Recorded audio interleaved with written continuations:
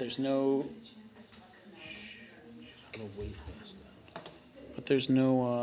video actually showing. There might be a delay. You guys want to just say something, you're live, but just keep Yeah, Yeah, we're good. audio. everything's coming through all right? All right, Thank perfect. you. Should probably just make it a habit of making sure we're Yeah. working before we start moving forward, so gotta love technology. Alrighty, it is 6:03 on May 7th, and just gonna call to order our kind of truncated board meeting before our select board workshop tonight. We're starting a few minutes late just because of some technical difficulties, so call to order. I see that we have a quorum, and begin with the Pledge of Allegiance.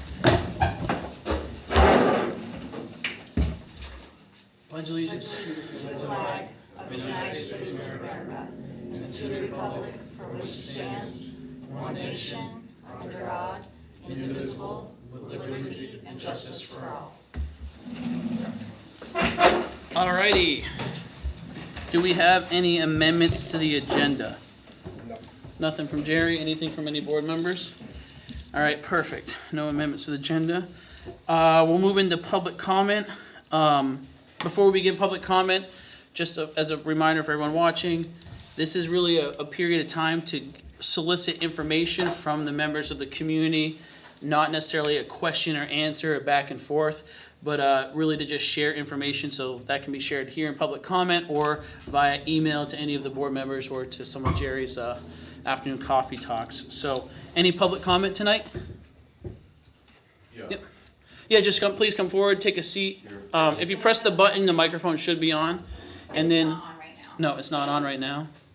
There you go. All right, if you pull it a little, Testing. if you pull a little closer, it should work, so. All right, so, yeah, I'm John just- Benedict. thank I you. live on Runaround Pond Road and at the corner of Route 9. I've been there about 27 years. John, bring that really close to you, because otherwise it won't pick you up. How's that? Thank you. And so I was here at the last select board meeting, and obviously the audio had a problem and didn't get heard. And so I wanted to come back and do a do-over, so, because what I have to say, I want others to hear. What I have to say is, the majority of my property was rezoned into resource protection after last year's town meeting. I had no idea at the time that this was being proposed. The process of rezoning this area into resource protection was riddled with inaccurate data and lack of due process. The endangered landing turtle should never have been recognized on the beginning with habitat maps in Durham. There was never any trapping survey or research to verify its existence here. The town has no evidence of any current population here. Considering all the resources, effort, and time of those involved in planning and finally putting before the voters this resource protection zone article, that not one board or committee member was curious enough or thought it prudent to practice some due diligence to seek proof to verify the actual existence of the turtle being here. I mean, after all, it's an endangered species in Durham. I find that completely unbelievable and very irresponsible. It seems as though the only people that wanted to know more about the endangered turtle were the attentive neighboring landowners that attended prior board and committee meetings requesting more information and evidence of the turtle being here, but none was ever provided. After reviewing one planning board meeting, in particular February 15th, 2023, it is disturbing to watch how the board dealt with the concerns and questions of the attending landowners, seemingly viewed as obstacles to their plan and treated as an annoyance. One Conservation Committee member that also works for the Department of Inland Fishery and Wildlife in the Beginning with Habitat program, which is responsible for producing the co-occurrence maps for Durham, and now your board chairman seemed to be the major driving force behind this plan and should have known the truth, when responding to a concerned landowner's question, stated that there has been a survey done and the turtles were found during the survey. They have been found and they are there, and they are known to be the most northern population. Deceptively misleading the residents and board members that were probably relying on his standing to be credible and ultimately influencing their beliefs and opinions and decisions. Since when is that okay? Having the burden placed upon us, we spent much time and effort to get to the truth about the turtle. hoping now that without the 3-point value turtle subtracted from the 6+ point criteria requirement for resource protection, our lands would be taken out of resource protection. But I watched the recent select board meeting where the Conservation Committee requested permission to apply for a $50,000 grant to identify valuable open space in Durham. Few details were given and fewer questions were asked, but I can only be left to imagine that you will now adopt open space as a valuable resource to take the place of the turtle to keep our lands in resource protection. My problem is that I view my land to be my personal private property that I thought my taxes should protect. But when the town claims it as resource protection, it becomes more of a town nature preserve that I must sponsor with no tax reduction, no consideration for compensation for the loss of my full property rights or the significant depreciation in its market value. It's not right, it's not fair, and should have no place in a real rural community. We need to have rural values to have rural character.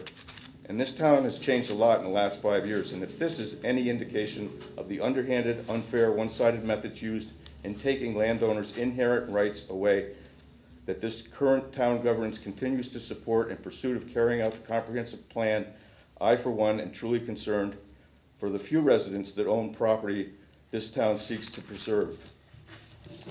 And these are not baseless allegations that I made up, but they're actual facts that can be documented, that are documented. Unlike the turtle. Thank you for listening. Thank you for the comment, John. It's much appreciated. Do we have any other public comments? All right, so I don't, yep, just come forward, sit down, and please tell us your name and address, or name and street. Jeff DeWitt, 96 Runaround, John's neighbor. That was a little harsh, and sometimes the truth hurts, but I was at I was involved with the meetings as well, and I listened and asked questions.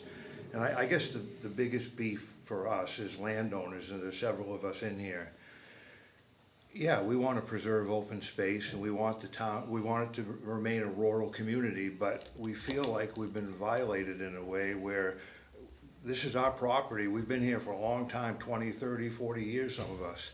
And, you know, I heard talk about tax relief or some, what John said is there was really no consideration to us. We tried to ask questions, we kind of shut down. And it's unfortunate when you get in, I love the town meeting setting, but there's a danger because you can present information, and if the information is not accurate, or it could be misleading, and then you've got a whole, you know, it all goes through, and then you've got folks like the Hagars who's had to spend a lot of their own personal resources to do something up there in Runaround Pond they should have been able to do. You know, they would have been able to do it had they not been put into resource protection. So I understand that you're still looking at that resource protection, or there's more to be done apparently, and I'm hoping that it can be productive and that you'll listen to what we're saying, because there are other people that aren't here that we've talked with and they feel the same way. I mean, we're all neighbors, we're family really, but we're upset, so let's try and work it out. Thank you as well for that comment. We all really appreciate public comment at these meetings, and it's nice to get more of it. So thank you for advocating for yourselves and for the members of your neighborhood. We really appreciate that, and definitely have that on our minds moving forward, especially into our upcoming workshops. So, any else public comment? We're busy tonight. It's good to hear from folks. So.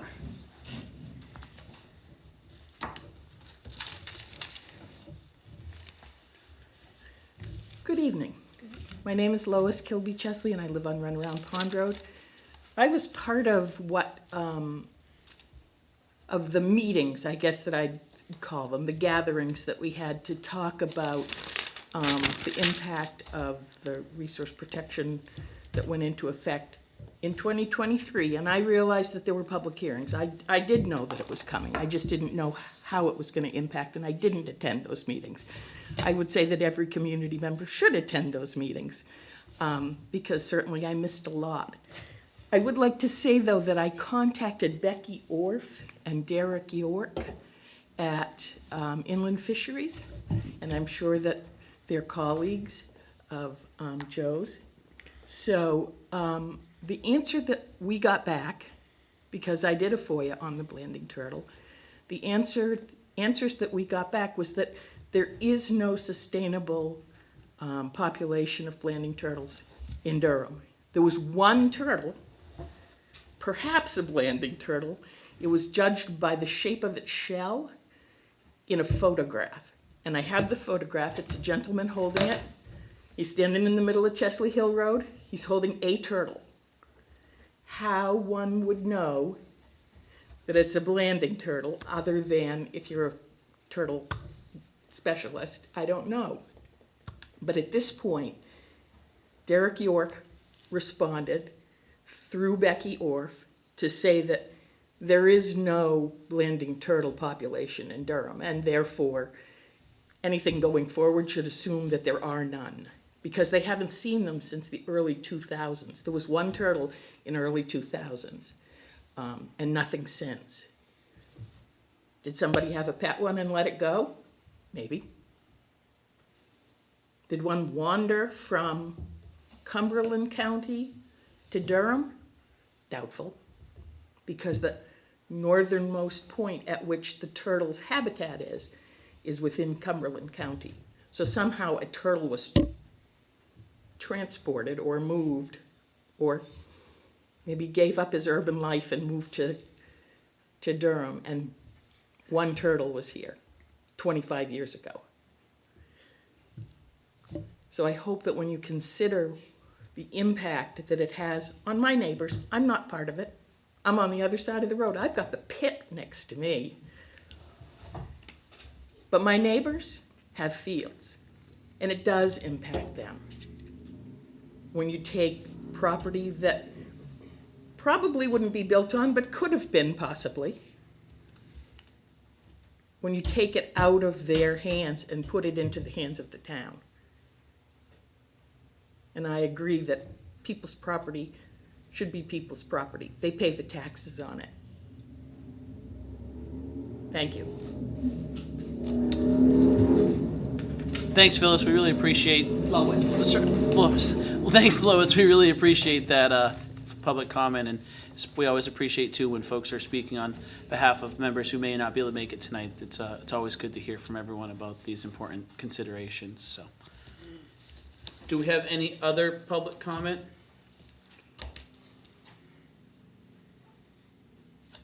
Okay, seeing none, I was going to move into old business. We don't have anything listed here for old business. Do we have any old business folks want to bring up?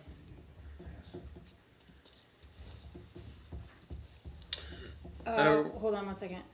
I'm just making sure that, because we talked about legals under new business. Yes. That's not, okay, never mind, we're good. Yeah. Sorry. Alrighty, new business, review request for proposal for legal service. I know that came through. Jerry, did you want to provide us with any little background information on this before we talk about it? Yes, I got a phone call from the town attorney, saying that they are closing up shop and they will no longer be providing services after May 31st. So we must go out for a new town attorney, and I've got an RFP pretty much ready to go. What I did was I put a question out there to the Manning City Managers Group if anyone had an RFP for legal services, and I got 6 or 7 back, and 3 of them were the exact same, and the 3 of them are the one, and the one that I chose to go with is the one that you have right now. So I pretty much have changed the language in the document to reflect Durham. So what I need from you folks is, if you reviewed it, do you like it? Are there any edits? Do you want things added, taken away? It would be best to get this out ASAP. One thing that I did add at the request, I think, of Josh, was what's in bold, that any firm or attorney submitting in a proposal should be expected to be here on the 28th to answer questions. So other than that, this is pretty boilerplate with a lot of what other towns have used, and Yeah. I'm just looking for some guidance on what you wanna do. Awesome. So the way I want to process this, if anyone has any process or detail-oriented questions for Jerry on this, now would be a time to ask them, and then we can entertain a motion to accept this format and then discuss any other minutia in there. So does anyone have any questions for Jerry? Josh? So two things. One, I thought you said there was something that you wanted us to check, specifically to look out for. I changed it, Okay. I think we're And- good. And I recommended the May 28th meeting because I think that you wanted to have the attorneys come in and meet with us. Yes, That's so, okay. yes. But, so, you know, I think I said before and I'll say it again, in my experience, these things come up out of the blue, you don't expect them. And I don't think it's appropriate for us to be without an attorney for any period of time. Yeah, I would Yeah. strongly agree with that. Yeah, I agree with that as well. Any other questions for Jerry or comments on this? I just have, I guess this Yeah. would be a process question. So we're gonna put this out, you're gonna get the proposals, they're gonna come the 28th. Ahead of them coming, will we have the opportunity to review the Oh, proposals? absolutely. Okay, Yeah. Okay. I will, I don't have the dates right here, but I'll put it out Yeah. for 2 weeks. I'll try to get this out this week, within a 2-week period, get them back, okay, and have them Mm-hmm. come to this meeting if they're gonna submit, so you folks can ask them questions and okay. about their firm and.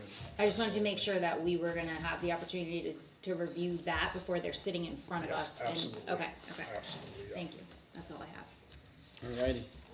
So, in other words, you just need approval from us, Jerry, to use this as the RFP. Yeah, I just wanna know if you're happy with it, Yeah, we'll, So- we'll run with it. yeah, so, seeing no more questions for Jerry, I'd entertain a motion to approve the RFP as written. So moved. Do I have a second? Second? Alright, any additional discussion on the RFP as written? Alright, all in favor of the motion? Any opposition? Cool. Yes, thank you. Yeah, I agree with Josh. Don't wanna be without legal services long at all. So, everyone be on our best behavior till the 28th, right?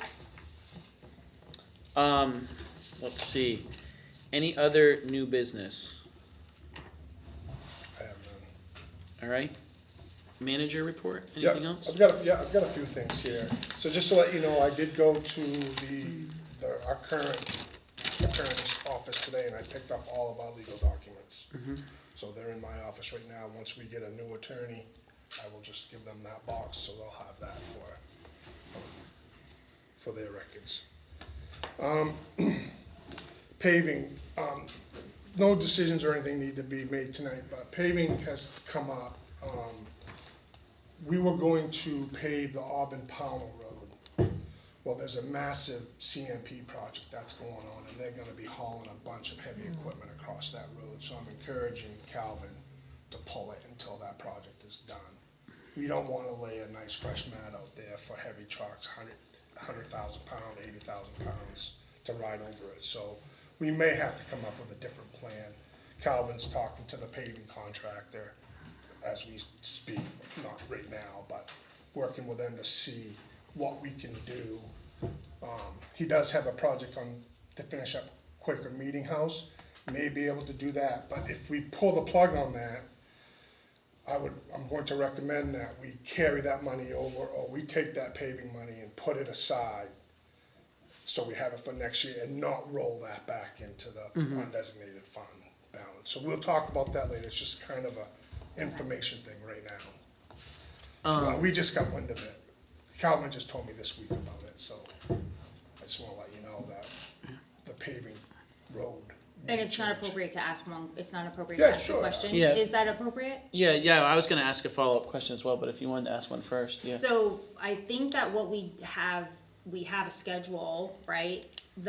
Of like what roads are coming next. And so is it possible that like this year was supposed to be Auburn Pownell Road, whatever next year was supposed to be, is it possible to just flop them and do whatever we were gonna do next year, this year, and then do Auburn Pownell next year? Calvin's looking at that. Okay, So, like I said, he just told me this yesterday.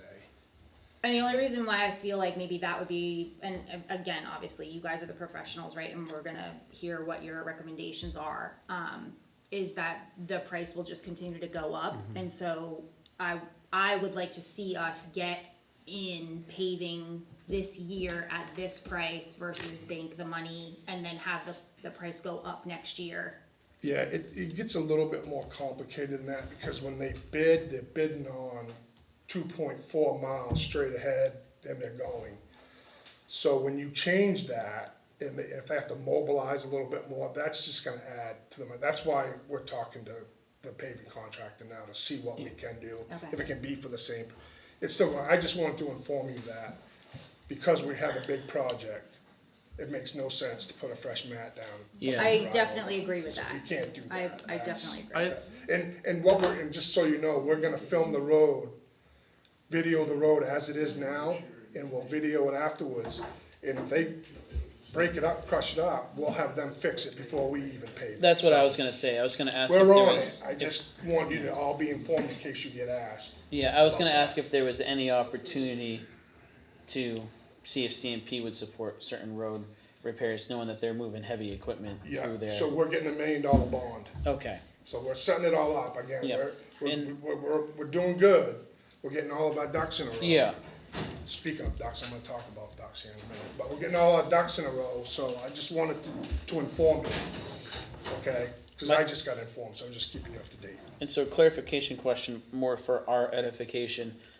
It sounds like the Auburn Pownell Road is what this year's paving contractor gave us an estimate for that road in particular, and that's why it might not be as simple. Right. Because 2.5 miles a straight shot, budgeted close to where they are is different than 2.5 miles of winding road, so that's where you're gonna Or a possibly. road here, then mobilize and do a road But that's over there. possibly where you might be able to talk to the Right. contractor and say, we've contracted you for 2.5 miles at this price, is there any way we can Yeah. shift you? Okay, Once I get more information, I'll keep you up to speed on that, perfect. okay?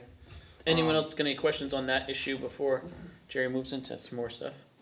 What's the schedule timeline for that big project on that road? It Is could it gonna take be all up to summer? a year, Oh, really? yeah. Wow. It's all gonna depend on how quick they can get their permitting. Mm-hmm. So, you know, we talked about doing it, and if they break it up, then they'll fix it anyway, but you still don't wanna do that. You don't wanna put saw marks in a brand new pavement, cause you're just opening up, joints into your pavement. You just want one nice clean mat going the whole way.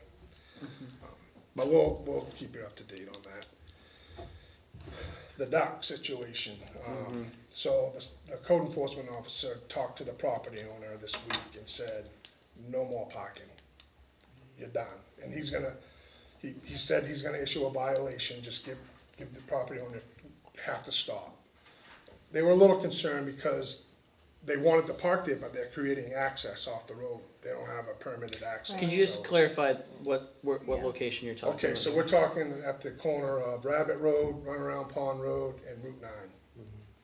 So they've been parking there, and it's a safety hazard, so Alan finally caught up with the CEO finally got caught up with the property owner and said, this needs to stop. So she listened, and we'll see where that goes from now, but he's on it. Actually, the animal control officer called, this was a while back, and has informed the state about it as well. So there's several people looking at this situation, so we'll see what develops. The property owner could apply for a permit to have like a driveway there. No, they could. Not maybe in that exact spot where they're going, but I know it's a very tricky intersection. Yeah. Okay. Yeah, I don't think she's interested in doing that. She Okay. just didn't know the whole legalities of that. But it is a huge safety concern, and it's been brought to the homeowners' Okay. attention. Yeah, Alright. thanks for that update, Jerry, because I know Yeah. that there's been a lot of public chatter Yeah. about the safety of that intersection. So, Don't need any answers here, but GP Cog's looking for delegates this year. I don't know if you wanna keep them the same. We do pay dues to them. They're sending emails. Who are they going to be? Think about it amongst yourself, just so I can send them. Right now, it's Joe, and Heather are the three. Oh, it's me? Yeah, I believe so. I believe that's what the email said. So So it's three? keep it that way. They need 3. I thought it was 2, but there was 3. I thought I was an alternate, that's why I'm asking. Maybe that's what it I is. thought I was an alternate, but, Yeah, she didn't identify, voting or alternate. There was just 3 people there, so. okay. I'd like to get back to them. Folks decide who you want the delegates to be, and that would be super. Yeah, we can put that on the agenda for Tuesday's meeting next week. Because they're having a meeting coming right up. Joe and I went to it last year. Yeah, it's the May Yeah. 30th. Yeah. All right. Couple other things. The trees out in front of town office, those pine trees. Couple of them are dead. Couple of them have big holes in them. So I would like to cut them down. We got a price to cut down all of them, there's 10 of them, for $3,500. So they are kind of a hazard, and some of they're old. But that's gonna be up to you folks, whether we cut them. It's a really good price. It's a really good price. Right. I just had them come to my property to cut down 16 trees, and it was $15,000. Right. So that is an exceptional price. And one of the trees goes up and it splits, and the electrical wires go right between the two things. So it would be good to get them, I think, and then maybe we can talk about, maybe in another year or so, putting a split rail fence, maybe plant some sort of ornamental trees, kind of dress it up a little bit. But anyway, When would you like a decision on that? the sooner the better. Yeah. If you want to, the contractor is waiting. Yeah, I mean, I'm open to Are we discussion. allowed, are we allowed to do that in this meeting I since mean, it's you not could on wait the agenda? if you want. We put it on the agenda next week because we're getting close to workshop time and kind of discuss it. I Yeah. think he can wait a week. Okay. But I just Okay, wanted put to, that on the agenda for We'll put next it on the week. agenda. That and the assigning delegates. Yep. The last thing that I want to mention is, I want to change the company who does our website. There's another company out there that's local. It'll be less money, and the website that they do is much more cleaner than the one that we have. It also gives us full 100% to all the information right now that if we want to put in it. Right now, if Kimberly wants to change like some logo or time, she has to call them to get it done. If you want to know what the website looks like, you can look at Vassalboro, Livermore, or Solon. I would highly recommend that you let me do this. It's gonna be a much better website, not only for us, but for the residents to navigate. It's just a cleaner, nicer page, and it also does your agendas. So once you have your agenda set, it's just a matter of whatever documents we have, we just drop and drag it into either old business, and it just automatically creates it for you. They were saying it typically saves towns about 4 hours of work putting that sort of stuff together. So I would really recommend that we change. It's a local company here in Maine, so when you call, you get a person. You don't get, if you want this, press 1. If you need this, press 2. Do you need approval from us to do that, or is that I just would like a operational nod, change? at Yeah. least saying, yeah, to do that. I'm- So right now, we pay about $2,700 a year, and we're gonna get 3 years for $5,000. So we're saving a little bit of money, and it's a much better, cleaner site. Yeah, I looked at it, it was nice, it's a nice setup. Yeah, I mean, in my mind, things like this that are just operational, day-to-day, how the town functions, I defer to you as, if you find a light bulb that saves money, I don't feel like we need to approve said light bulb. But if the board is more comfortable, because this is our mode of public communication, and us giving a nod of approval, can we put that also on next week agenda? And it gives the board members time to look at the examples. Yeah. When you tell me it saves time, saves money, and it's better, checks a lot of boxes right there for me. Right. But it is our way to communicate to the public, so I just wanna make sure everyone here is comfortable with how that looks, so. I know the policy with the money and everything, the 5,000 department heads, 10,000, but I'm really not supposed to bind the town into a contract without approval from the board. Yeah, The payroll was different, I had to move on it, because we need to pay our employees, so I just. Yeah. But this, I would like a nod. That's fair. That's Yeah. fair. It's Thank been- you for that clarification. You know what I'm saying? That was more of an emergency than this is. yeah. There's no current contract with the company. Well, it's up for renewal right now, so we need to move quick because they want all their money up front, which I understand, but then they'll prorate it, and I'd rather hold off on the payment's due like now. So For the old company or the new? Yeah, the old one. With the old one, okay, I see. Well, the sooner I get the nod, then, the sooner I can terminate and that sort of thing. let's add that to the agenda for next week. Okay.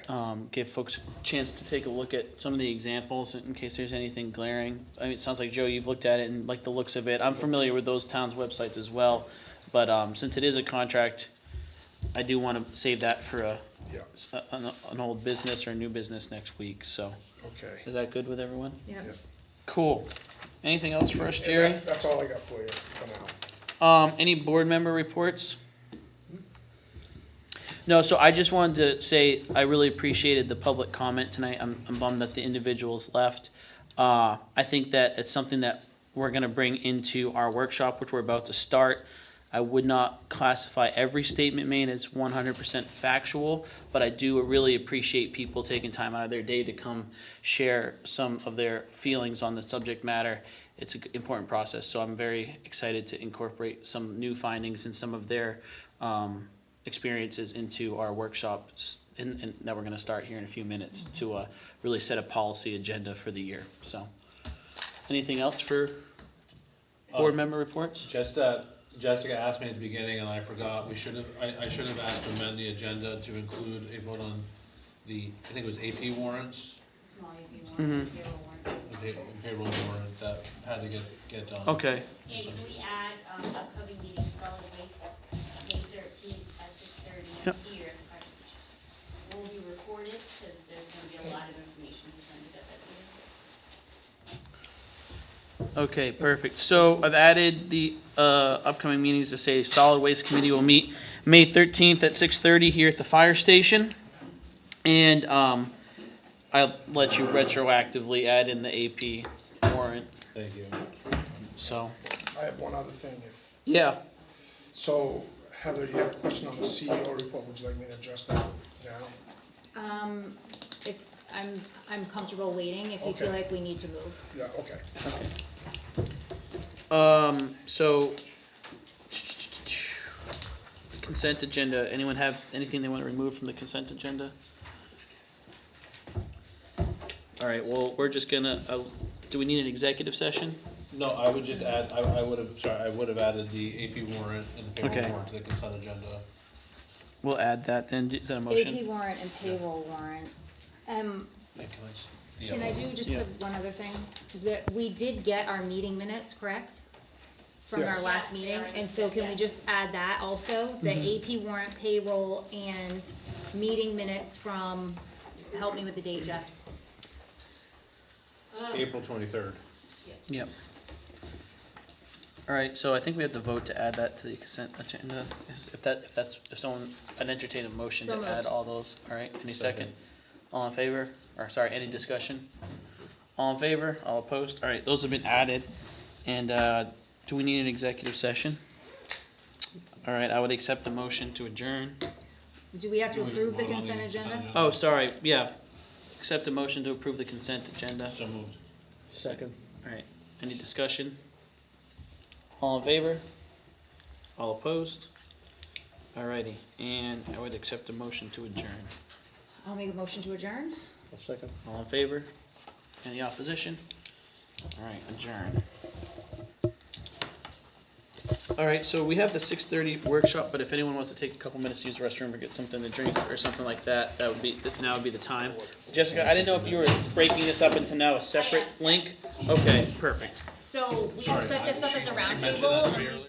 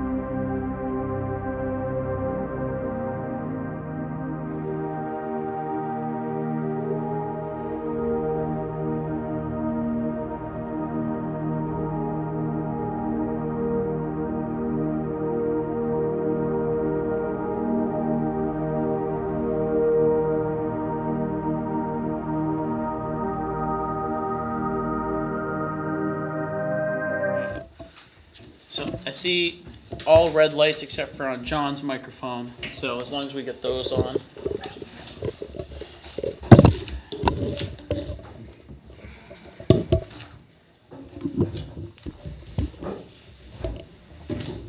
Alrighty, we are live. So today we have a workshop here on the May 7th at 6:30. We're starting a little bit late to kind of bring together all the board and commissions and organizations that do the great work that we do here in Durham together to talk about goals and objectives and set some strategies for 2024.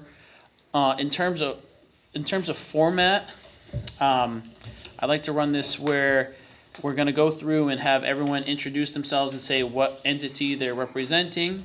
And then I'm going to facilitate a discussion where after that introduction and after an introduction from all of us, we're going to go through one organization at a time and ask them what their policy objectives are for the year, like what the burning ticket items are that they want to get done this year. And then we will have an opportunity for select board members to ask questions about that, maybe solicit some input from folks like Jerry or George as to what the back end work looks like for that, help to judge a little bit of our town capacity.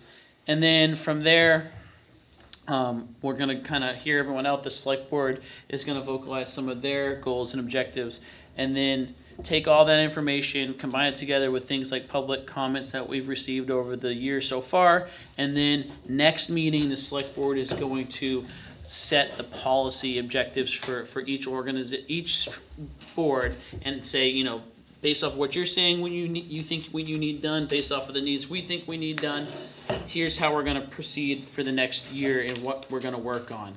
And then we'll kind of come up with a plan that's mutually agreed upon. And so that shows the members of the community that the policy decisions and the policy planning are really coming from the select board and then being facilitated through all the different organizations that are structured to kind of do some of the groundwork. Do we have any questions on the process for tonight? All right, cool. So we'll start. I think we all know each other, but I do think for anyone watching, it's important that we do an introduction to the to whom we are. So, my name is Joseph Roy. I'm the chair of the Durham Select Board, and I live on Pinkham Brook Road. Josh Klein-Golden, the vice chair of the select board. I live on Millbrook Road. Joe Tom, Select Board, Ada Drive. Jerry Douglas, town manager. George Stavarich, town planner. Mike Friendly, run around Pond Road. I'm on the Durham Conservation Commission.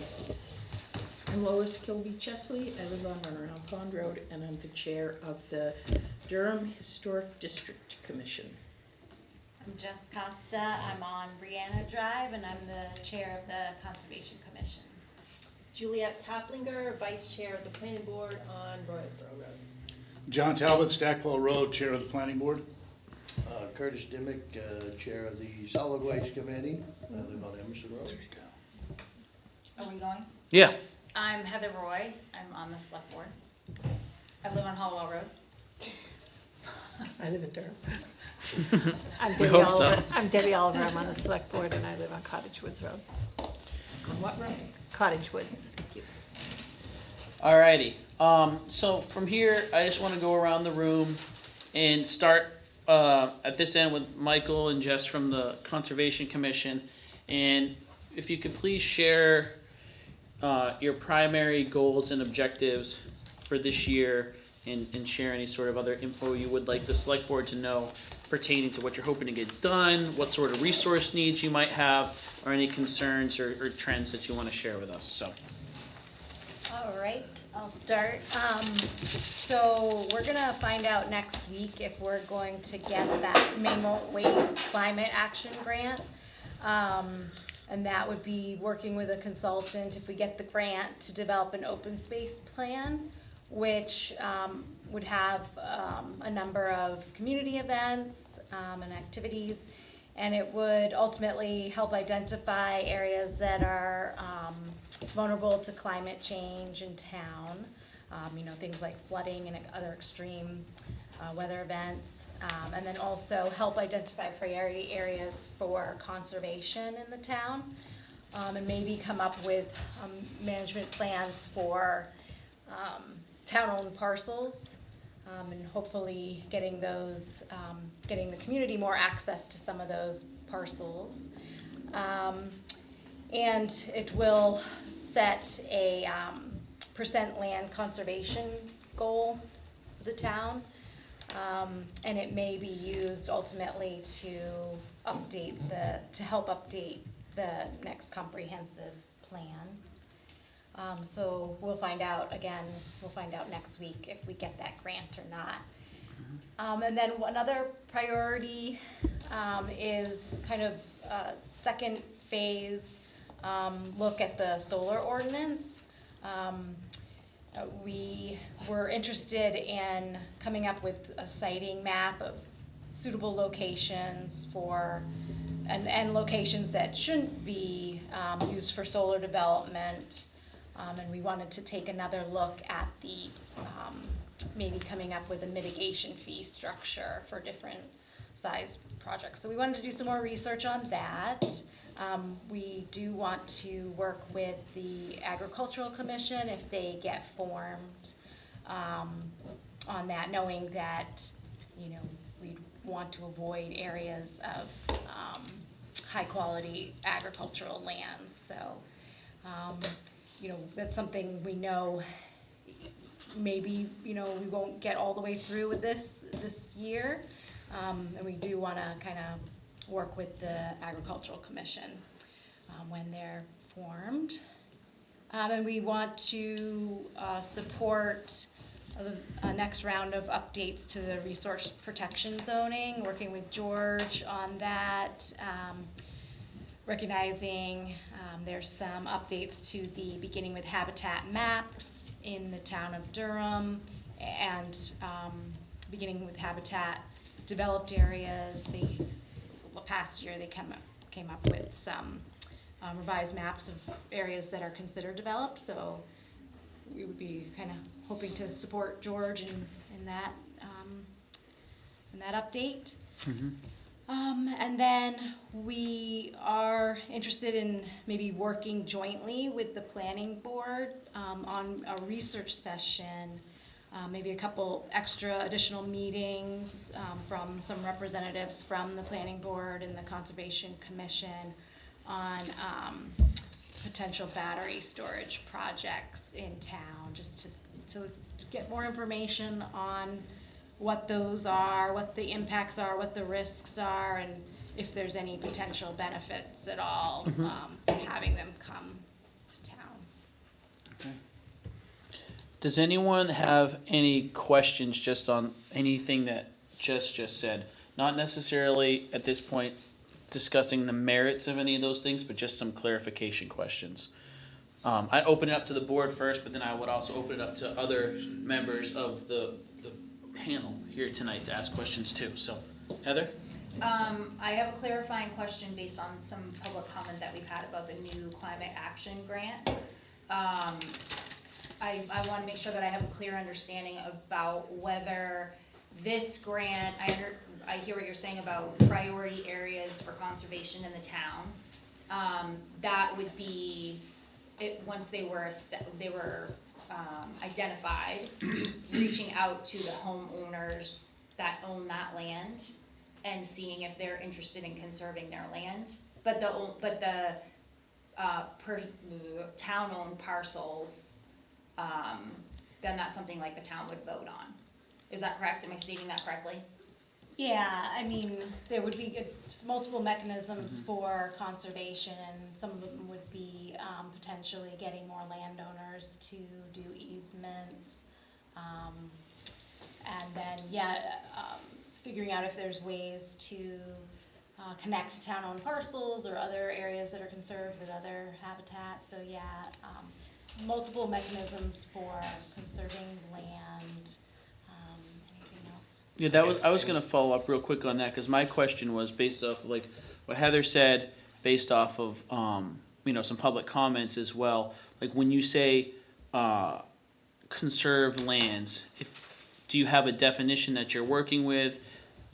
My experience, that doesn't mean necessarily anything to do with regulation. It could be voluntary, it could be plans. I just wasn't sure what you are all thinking when you say conserve land. I think we're looking at every mechanism that exists. I mean, there's a town mechanism that allows, that we're gonna distribute information on, that gives a tax benefit for people who will consider their land as open and allow access for it. So that's one thing we wanted to distribute information to people, that program is not really being used. There are only 3 people in town who have used that program. So that's one option. Just to clarify, you're talking about the open space current use tax program? Correct. Yeah, okay. Correct. So there are multiple sort of benefits based upon what you will allow in your property and the property's utility in that regard. I think the second thing is working with the local land conservation groups, both Royal River and Western Durham and Androscoggin Land Trust, sort of on the eastern side of Durham. I think those 2 organizations are interested in preservation and conservation easements. And then I think, you know, one thing that we haven't really done much of, because there's really no funding or discussion of at this point, is, you know, a lot of towns have set aside funds for acquisition of property for parks, etc. That's, you know, I think something that we can discuss in the future. One way we wanted to tie in with that is with our solar ordinance bill. Several towns have mitigation fees, and those fees are then turned around to conserve, since some property is going to be, you know, if you have hundreds and hundreds of acres that are put in solar farms, one way of mitigating that is to use fees in turn to conserve high priority land, which we're hoping we get this grant so that we can identify those places. So I think there are multiple mechanisms. I don't think we have focused on just one. But to me, what it sounds like you're focusing on is voluntary methods for conservation at this point.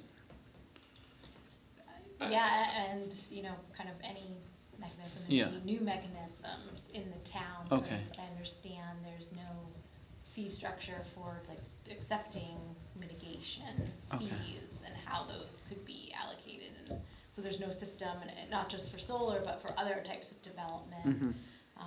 You know, that's what like Topsom does. They have mitigation fees for other types of development too.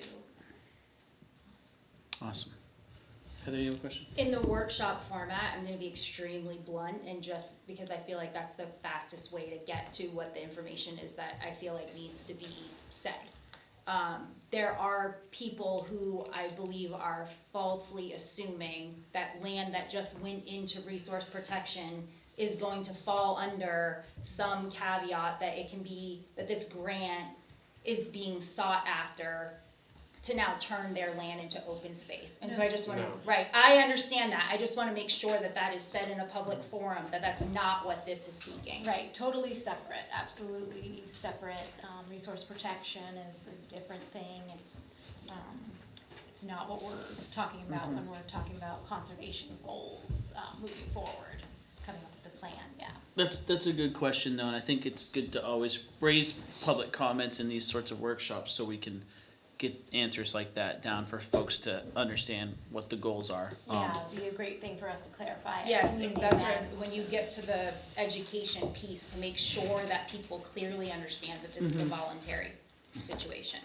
We are going to go back and look at land and resource protection, but that's as Jess said, that's a separate issue. There are new maps that have come out from Maine Department of Inland Fisheries and Wildlife, and they're different than the ones we voted on at the last town meeting. So there are properties now in resource protection that may not be in the future. So we want to revisit that because we wanted to, we sort of agreed that we were going to let the science lead us, and Right. I think that is a goal of ours, but a separate goal. Perfect, thank you for clarifying, thank you. Awesome. I have a question. Yeah. So what does the open space plan or strategy mean to me as a landowner? It's hopefully, you know, something that, you know, we'll learn more about areas that we can recreate in, and why open space is valuable to us as landowners, to have access to these areas, and areas that may, more protection of riparian areas that can help buffer situations like extreme flooding. I think it also means hunting. If you're a hunter, that these are properties that are open for hunting, they're Oh, I open for see, yeah. snowmobiling, Okay. they're open for recreation. With landowners' permission, Permission, I yes. see. Okay. So it kind of sounds like it's trying to develop an inventory of what there is for open space and what folks are interested in doing with said open space, and knowing what your neighbors are doing as well. Yeah, and targeting potential new areas that could be protected. But it sounds too like letting folks know, there are land trusts, and if you want to conserve your land, that is something that you might be able to do, but it's up to you to have those conversations. Okay. Does anyone else from the panel have questions for the Conservation Commission, or Jerry, or George, or anybody? I have a clarifying question, not to the Conservation Commission, but to, Yeah. the Agricultural Commission or Agricultural Committee, is this a fully formed committee now? Just because it was brought up, and I think it's gonna potentially be part of some. My understanding is that they're in the process of going through forming and that sort of stuff, but it's not the current existing official committee. It is something that was recommended in the 2018 comprehensive plan, so I think that they're working towards that. I wonder if we should talk like they're going to form, or if we. Yeah, if Heather, you wanna? So they, their quote unquote chair, their leader, this is not coming out well, anyways, they came to our meeting, at our last board meeting, and they presented us with, bylaws and their charter. And we had the discussion, which we'll be taking up at our next meeting, I hope that's on the agenda. That, because it is outlined in the comp plan, I wanna make sure that we're checking the boxes to make sure that it's not something that should be driven by the select board, which in my personal opinion, I think that it should be the way that we have developed, well, we didn't develop the planning board, but the Conservation Commission, the Historical Commission, rather than having this group come to us and tell us what they would like to be. And so I think that we'll work together to make sure that all of the boxes are being checked, but instead of them initiating which they've done, but that it needs to come from the select board as, the way that these other commissions and committees have been developed. And so anyway, that is in the works. He did come to our last meeting, and we did ask them to come tonight. I hope that helped. Great answer. Thanks. All right, anything else from the Conservation Commission, or any other questions about their focus? Again, not necessarily discussing merits of their ideas right now. I think we just want to create a space where everyone can get their ideas out, so. Joe, I just want to make a comment. We have started putting together a book of town-owned properties, so you could start there if you Oh, great. are looking. I put it together for very different reasons, but I'm still willing to share. That'll be a great resource. Yeah. Thanks. Awesome. Alrighty, next, Lois. Thank you. I'm here for the Durham Historic District Commission, not the Durham Historical Society. They're two different organizations. The Historical Society is a nonprofit that's separate from the town. The Historic District Commission is appointed by the Select Board. So I brought a few things, and I didn't know how many people were going to be here, so I brought enough for the Select Board and Jerry. And I have a copy that I think can go also to George. I think when those go around, those are front to back, so they should be okay. So if you give that one, if you take those are the front to backs. This one's actually the double copy that I was gonna work from, but I'll give that to George. And I brought a handful of these because these are informational pamphlets that we put together because we've had them in the past, but this is much more professional looking, and it was put together in time for town meeting, so there are enough of those, I believe. So we took it upon ourselves, not knowing that this group was going to meet in January. We took it upon ourselves in January to go ahead and set our goals for 2024. We edited them in February, and at the top of the sheet that you've got is the list of 5 goals that we set for ourselves. So the first goal that we've set is to identify, preserve, inform, and communicate to Durham citizens the importance of protecting its past resources and historical heritage. And by the way, we took these from the land use ordinances and from the comp plan. We reviewed all of that to pull our goals from what we see as our charge from the residents of Durham, because both of those documents were voted through by the residents of Durham in the past at town meetings, so we used those as our baseline. The second is to communicate more frequently with the community on the work and role of the Durham Historic District Commission so people know what we do. The third is to work with organizations and members of the community that have an interest in historic resources. The fourth is to continue to work for the appropriate future use and restoration of the Union Church. Now, that's still on our goals, but now it'll be a little bit different, because now the town doesn't own the Union. Well, in the future, the town won't own the Union Church. We're waiting for the deed to be drawn up. And number 5 is to strive to develop a working relationship with town officials in which we are all supporting the historical resources of Durham. And we added that in there, and it is actually part of the comp plan. It does say that we have to play together in the sandbox. But in the past, it's been uncomfortable at times, I would say. And so we, as the commission, have the goal of trying to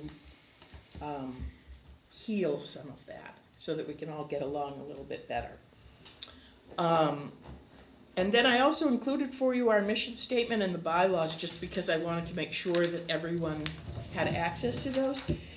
When you look at the land use ordinances about historic resources, the 2 that you want to focus on, and I do have them printable, but I didn't bring them because I was printing them at home and it's long, and I didn't want to make 6 copies of 25 pages.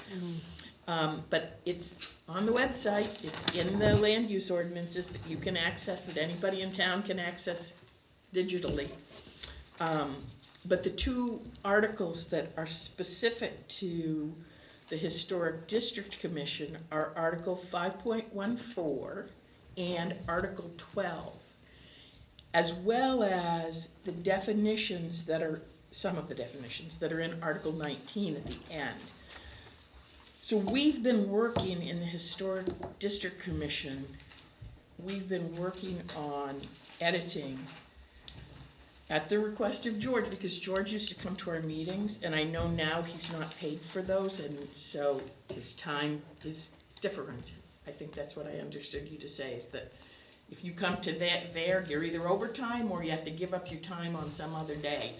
So we have not been asking George to come on a regular basis, but we have continued to work through the land use ordinances that apply to the Historic District Commission.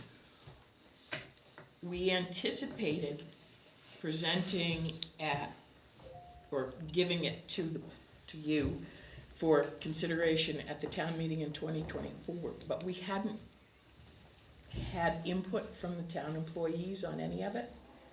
And so rather than push things forward without talking to George, without talking to the codes enforcement officer, Jerry and I talk on a pretty regular basis, but without getting input from the other people in the town office, which we think is important, we decided to hold it until 2025.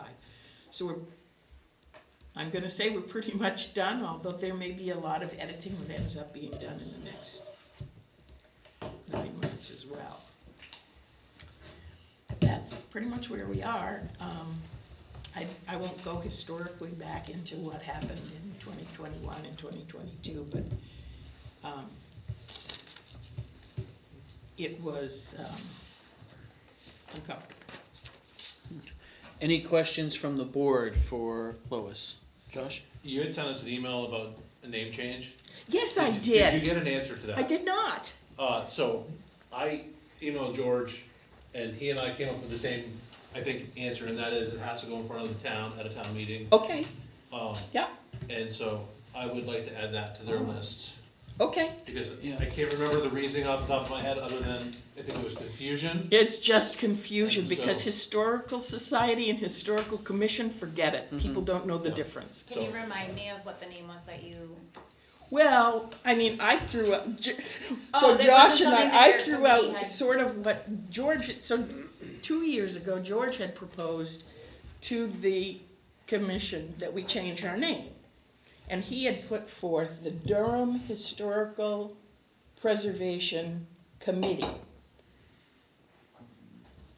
My problem isn't the word preservation, my problem is the word historical, because as soon as people start calling two different committees a historical committee, it's confused.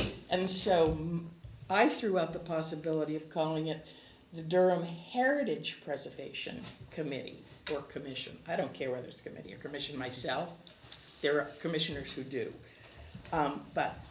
So we will, we will present at the next I town think, meeting? I think it has to get on to the next, an article at the next town meeting, Okay, right? For name change, and okay. I don't wanna speak for everybody else, but for me, please don't leave the name suggestion up to us. Because- Oh, okay. because I'm walking out the door if it's left to us and let it. Although I do like, All right. I think I would've gone with just the Durham Preservation, Commission. just commission. Hey, To me, if that's you don't plain want the and name simple, change and up it's to us, I don't want to understanding. even throw out ideas. Sorry, I know I said that, but then I started, like, of the ones you mentioned, that's the one I like, that's where I wanna go. Sorry. As long Real- as we understand that it's historical preservation as opposed to conservation preservation or solar. And that's why I told you not to leave the name I change up to me. get it, yeah. Real quick before you, George, could you just put like a little star or something next to name change that, because Josh mentioned it as a goal from one of us as well. So that way we know. And Joe? it's, Yeah, the only thing I was gonna say, it's not really necessarily a question directly to Lois, but I'd like to see us clean up the ordinance to make the planning board responsible for, the historic district as well. Still have the society or the. Nope, not the society, Sorry, that's not the separate. commission, district commission be responsible for, advisory, but not have two independent parties be responsible for approval. approval of what? I think that, Of his I think we're historic getting a little bit into the upgrades, weeds. but it is weedy, but. So I want it to save is- that till after this first round, Yeah. where we kind of bring some select board ideas and then we can get some questions. But for this first round, I kind of want to stick to just getting the ideas and goals from the boards, and then we'll follow up after that. Because especially for things like that where it might span two boards, we'll have to identify where we want to task that, so. Because of my processing issues, if I can have a clarification of what he means, I think then he'll I'll be provide able to that. process Yeah, I it. can- But right Yeah. now, that doesn't, Yeah, we're gonna Make any hold that, sense. I think we'll take that, table it until the next section of this meeting, after Okay. we talk about Alright. I don't want us to muddy our ideas with your ideas, so I wanna just kinda get every one of your ideas on the board. We just ask clarification questions so we understand, can ask some follow-ups when we then share with you all some of our ideas. So please note that, Joe, 'cause I do wanna hear about it, but I feel like it just helps us stay a little bit more distinct. Can I ask a clarifying? Sure. So are we all coming back? No, I'm saying like right after you all share your Oh, like ideas. today? Yeah, Oh, okay. we're I going to wasn't come sure. through as a Okay. board and as individual board members share our ideas for Perfect. each one of your boards, and then provide you the same opportunity to ask us questions to clarify. And then if we can't hammer out then next week, the select board will kind of meet say, here are our goals for each one of these boards and committees. If there's a disagreement between each board and committee with what the select board is kind of assigning for work, then we can have a separate one-on-one with that board and committee to find consensus, so. But I just think it's important that we can have this, and then people can watch it, and if someone wants to email us feedback as well, we can incorporate that into our next meeting, so. So right now, if you have a clarification question for Lois on any of that, that's a good time to ask too, so. I know that was a lot, but does everyone follow kind of what I'm putting down? Awesome. Can I say one other thing? Sure. Okay, before we move on to the next committee. So one of the other charges that we had was through the Maine Historic Preservation Commission in Augusta, was to do a survey of all the buildings. At one time, it was 100 years old, but that was about 25 years ago, so we're looking at before 1900. We sort of did that, but we were trying to save the town money. So if you can imagine, it's not gonna be like a revaluation. The cost is not something like that, but there would be, in that charge that we have of doing a survey, there could be a charge, a cost for that. So several years ago, I'm gonna say a decade ago probably, the commissioners did a survey and went around and took pictures of the houses in town that we thought were older than 1900, and probably got most of them. And now George has a copy of those, I have a copy of those, and if you would like a copy of those so that you can go through them, I can certainly get you a copy, but to really make it useful, it needs to be redone, and there would probably be. So it sounds like what I'm hearing is a goal might be to determine the fiscal note to do some of what you just said. Yeah, I don't even know where to start, to tell you the truth. Yeah. Research as a goal. It would be, Yeah. the Maine Preservation Commission would be the group that would be able to get us started, Awesome. so. Could you write that down then to help, sir? Awesome. I have a couple clarification questions for some points, but I wanted to make sure everyone on the board has a chance to speak before me if there's another clarification question. Okay, seeing none, I'll just ask real quick.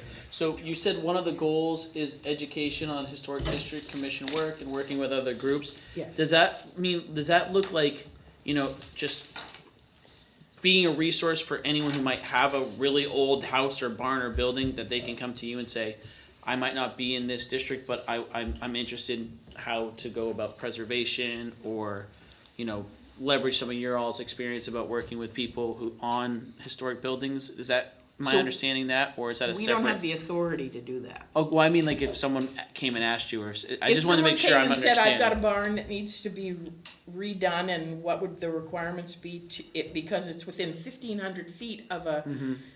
a National Registry building, we could tell them. But anything that's not Okay, in yeah, ordinance, we have no authority to say, you know what, you should do that as a posting beam, or you should. yep, no, that's just what was Yes. clarifying, so So awesome, we don't thank have you. that authority to do that, unless it's within 1,500 feet of a National Okay. Registry, and then it's supposed to go through the codes officer, but Yeah, no, without I him just, being here, I you, can't speak for him, but he you has- clarified my okay. question, yeah. But I had another question on a different item, so. This was is what about- you just said, this is Yeah. about what you just said. Okay, yeah, go ahead, Heather. So I think, I'm not trying to speak for you, so you can clarify if what you're saying Yep. is accurate or not. The education piece, I think, is sort of like what the Conservation Commission was saying, where Okay. they wanna educate residents on the work that they're doing. Like, I Okay, know that there's perfect, been yep. a lot of Correct. posts on the Facebook page and stuff like that about, Yeah, multiple, just giving out opportunities for people to become educated about our heritage here in Durham. Is, perfect. Correct. okay. And often what happens is, someone reaches out to the Historical Society. For instance, the school reached out to the Historical Society for information about Durham's history. It's actually part of our charge, and so we would like to be seen as a resource as well as the Historical Society. But the confusion is, where's the boundary? Okay. And my other question was, when you said you're working on changes within the land use ordinance, that's just draft changes that you all feel should be proposed to edit the document to better reflect what you all have for a purpose? Correct. Okay, So we've perfect. been editing Yeah. it for 2 years. Yep, Yes. perfect. That answers my clarification questions for sure, so thank you. One more question? Yeah. So we've been trying to get somebody from the select board to come to our meetings, but we were told at one point that nobody from the select board should come to our meetings. I'm not sure what the boundary is between the select board members and the commission, but then in March, Joe did come. But it would be nice to have somebody at the meetings, like I know you go to the conservation committee meetings, because you're on the I used committee. to, but I'm not anymore, but yeah. Oh, you aren't yeah. on it anymore? Okay. Well, would you But still go to the committee? It sounds like that's falling under increased communication between you, the board, and that's could I be would hope so. a sub. Okay, cool. Yeah, and I think we're having further discussions with our new policy on how people from the select board are involving themselves in those. So Okay. definitely noted here, there, and Good. on all the other notes. So It helps with communication. yeah, absolutely. Thank you. Did you have another question, Heather? I was just gonna talk about the fact that we've been talking about that. Awesome. Does anyone from you all have questions for Lois about anything there?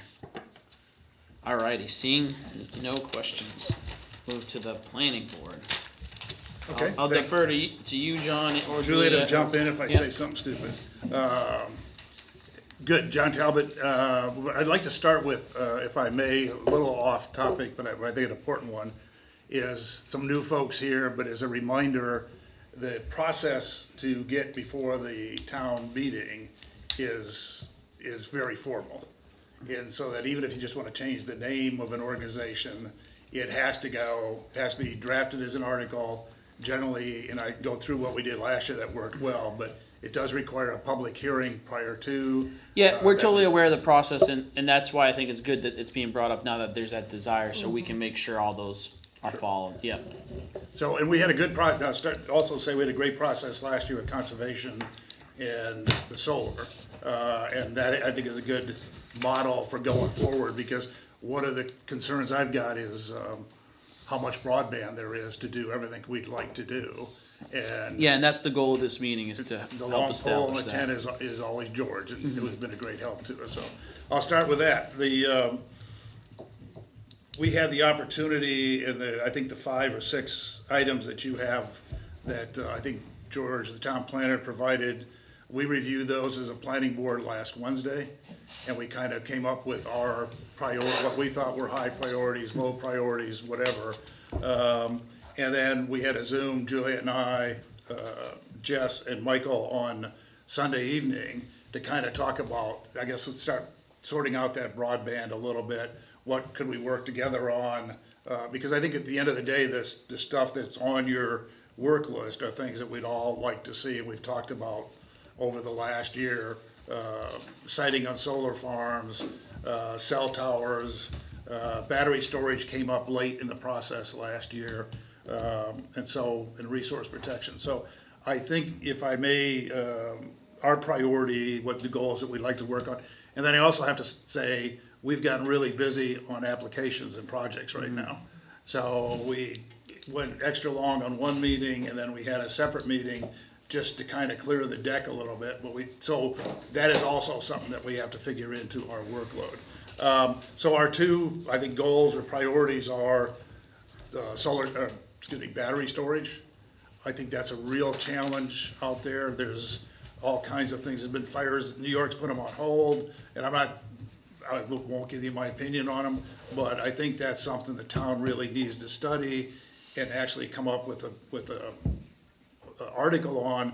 because I think there is some developer pressure. We've had people come to the town and say, we'd like to build a storage facility, where can we do that? And like I said, there may be some issues, so that's a goal with us. We'd also believe very strongly that the resource protection refinement that's on there is a goal that we would work with conservation if they would have us on battery storage and refinement of the resource protection. And then there's others that are on your list, like cell phone towers. We punted it last year, we punted it the year before, and we'll punt it this year because we're just really not sure there's any developer pressure out there. And there's, of all the things we've got to work on, that's probably not a super high priority to us. And I think that we also, as a group, came up with working on roads as a possibility. It did not make your list. It is a fairly complicated subject. It's everything from a 300-foot frontage to building it to town standards to, so the whole back, that opens the back lot, Pandora. So that's something that we may not be able to accomplish this year. Juliet? Do we want to mention the digital codification? Yes, thank you. And also, I know George is the lead on digital codification and the study of the downtown, this area here with JP Cog. So while we may not get involved in the early phases, it is something that our key guy is going to keep him real busy, and that will help him but keep our eye on, for lack of a better term. And when the codification comes along, it'll be a major effort to get through the town meeting in the process. Thank you, Juliet. Thank you. I have something to add. Yep. Yeah, you have something, go ahead, yeah. Regarding the solar energy siting, that's gonna be a big one.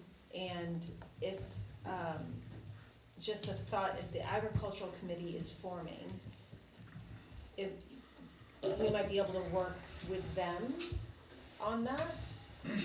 And then also the grant. The more I hear you talk about this grant, there could be some overlap, like with easements and the mitigation fees you talk about. So I wonder if pushing that another year, we have the ordinance in place.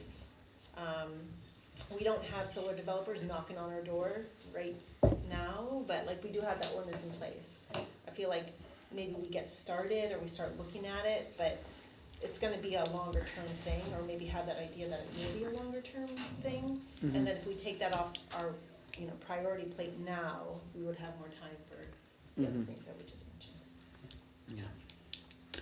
Does anyone from the board have any questions about, clarification questions on anything that either one of them just said?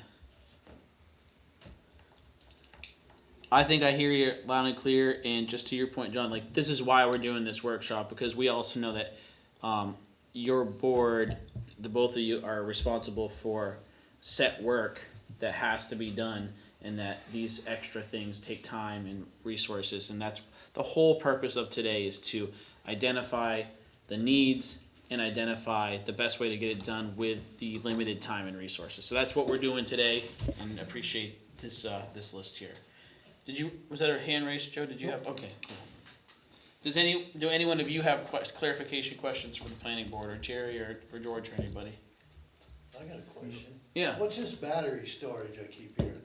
Where we Yeah, just like start industrial. storing batteries forever, So or- there's discussions at the really everywhere about like creating large battery banks to either store energy that comes from renewable resources that aren't always used during the peak need, or even to just create storage facilities for batteries to hold electricity off of our normal transmission lines and normal energy production to tap into during times of need, when there's a surge in need and there might not be as much electricity, or just provide some that. And the concerns a lot of communities have is that large battery storages have things like fire risk, but they're also very large. They have a visual risk, have visual issues, and there's a sound component. And so a lot of different municipalities have kind of tucked them into their industrial zones, which we don't really have.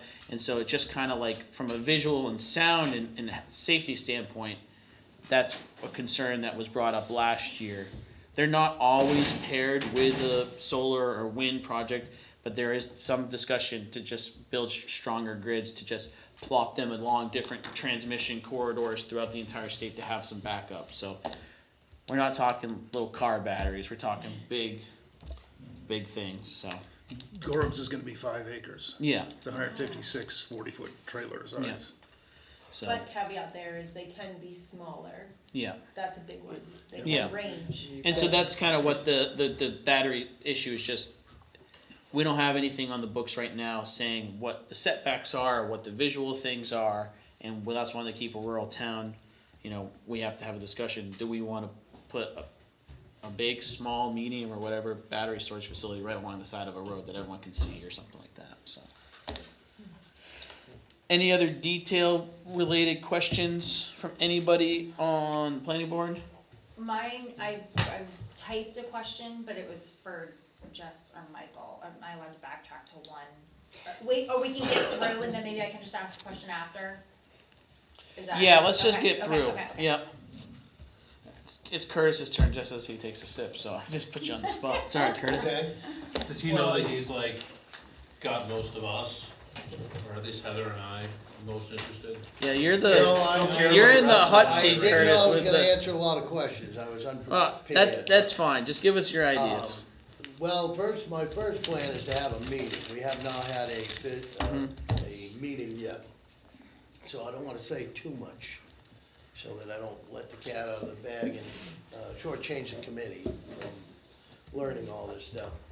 I guess we have to lay out a program we're gonna try to approach, is one of the first things. Do we wanna look at a transfer facility or a place to put goods, so to speak, until they're disposed of?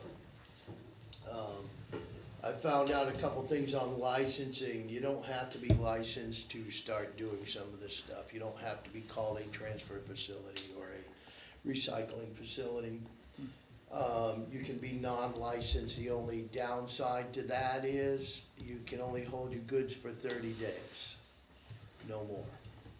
So if you collect batteries, 30 days, they gotta be gone.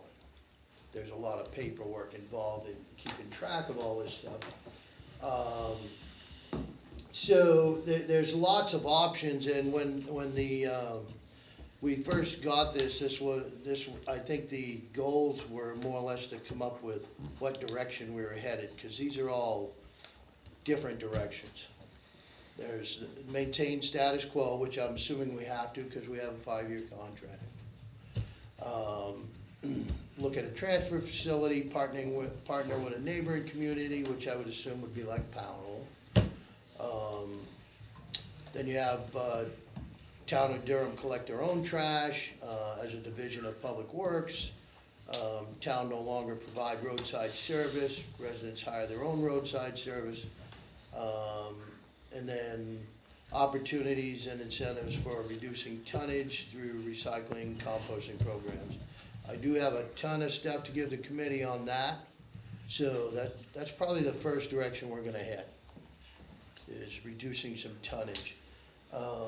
Some of them are non-cost to the town, they're product stewardship programs. There are a few that have a cost to them, so that would have to go through the whatever process, budgeting process. And then if, there's different directions ahead, and I think lessening some of the tonnage, we already have the contract, we have to abide by it. And then there's gonna be a lot of advertising, promotion stuff to get some of these other programs going. So I think that's probably gonna take us a better part of the year.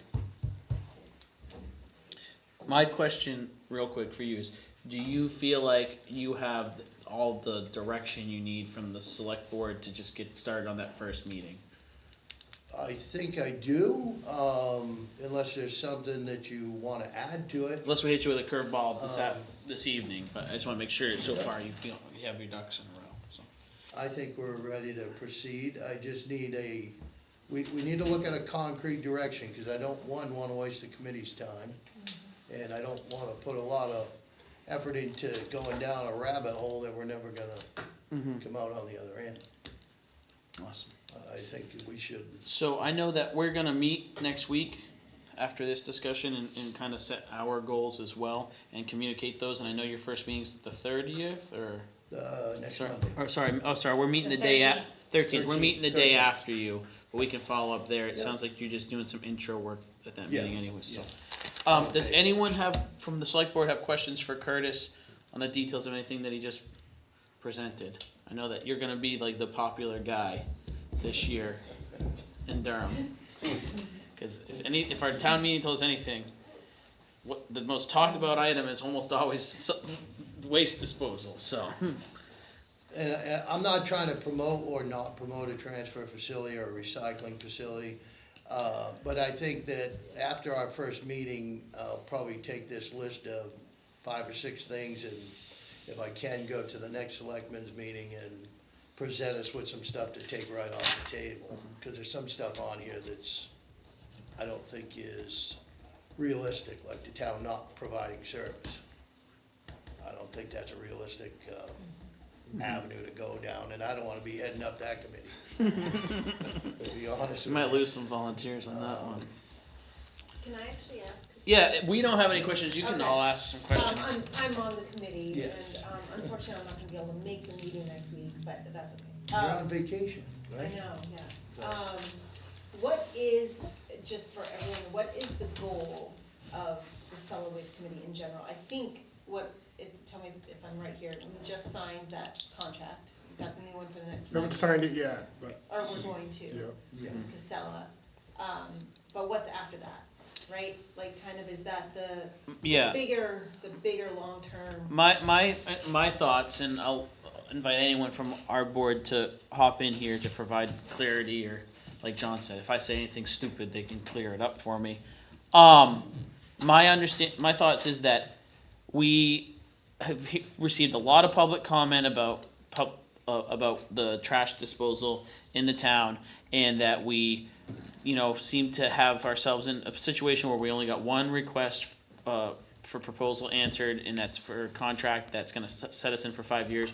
But we want to examine what the long-term solutions are to trash pickup or trash disposal in Durham, and really start with everything on the table, focusing on reducing the amount of trash to reduce the cost, or focus on different mechanisms to pick up or collect or move or collate trash before it goes out the door. So really just understand that based off of the public feedback, just doing this for 5 years and then doing it for another 5 years might not be what everyone wants. So to make sure we have options, and I would encourage you all, and then every other committee too, is to throw the big ideas on the table, even if they sound crazy, and examine them, because if this turns into a 2, 3, 4, 5 or longer year plan, it's important to have that. So does that answer? Yes.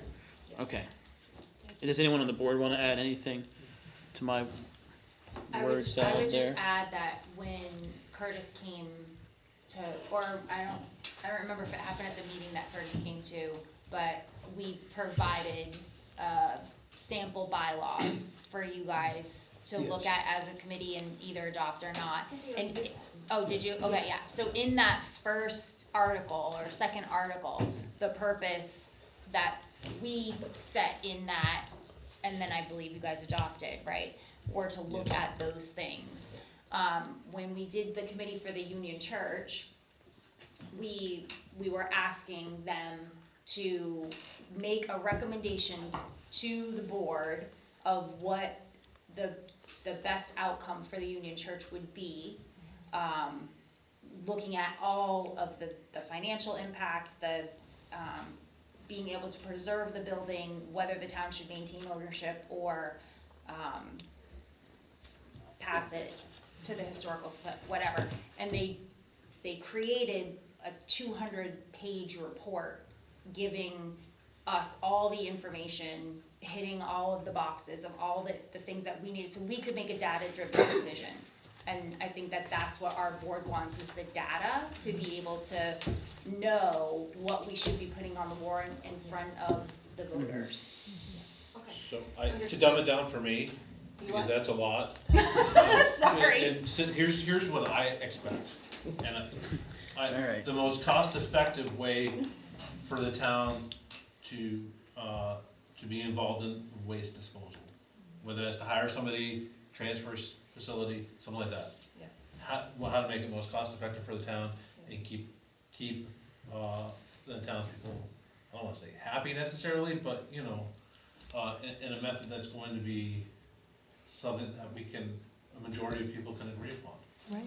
So the only thing I would add to that is cost effective, but also environmentally sound. Some people only care about the financial piece, some people only care about the environmental impact. I'm a person who cares about both. Jerry?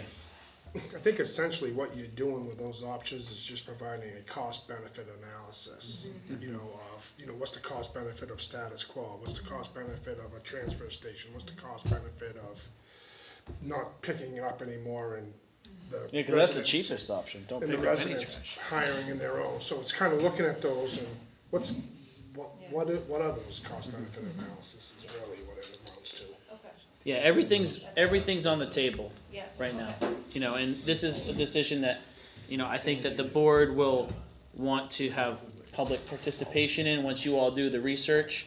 And, obviously, we think that people are gonna want trash pickup, but, not having trash pickup is an option that someone, but like Curtis said, if you all come to us and we can say, these are some things to take right off the table, Great, thank you. And I think as you're looking through options, I've studied up on some grants that may be out there, just to understand where there's potential that we can get some support in the startup of something new. And, they tell you all these criteria you have to meet and deadlines and stuff, so it's important to keep that in mind as you. Yeah. I think we're looking for members. So after we have Are we? Well, how many There's- members do you have? Because it's 5 with 2 alternates to vote, but that doesn't mean, like, at town meeting, we told people, Yeah. go, they're gonna meet, so go if this is something that you're interested in, even if they're not a voting member. I think there are people who can, like, actively participate.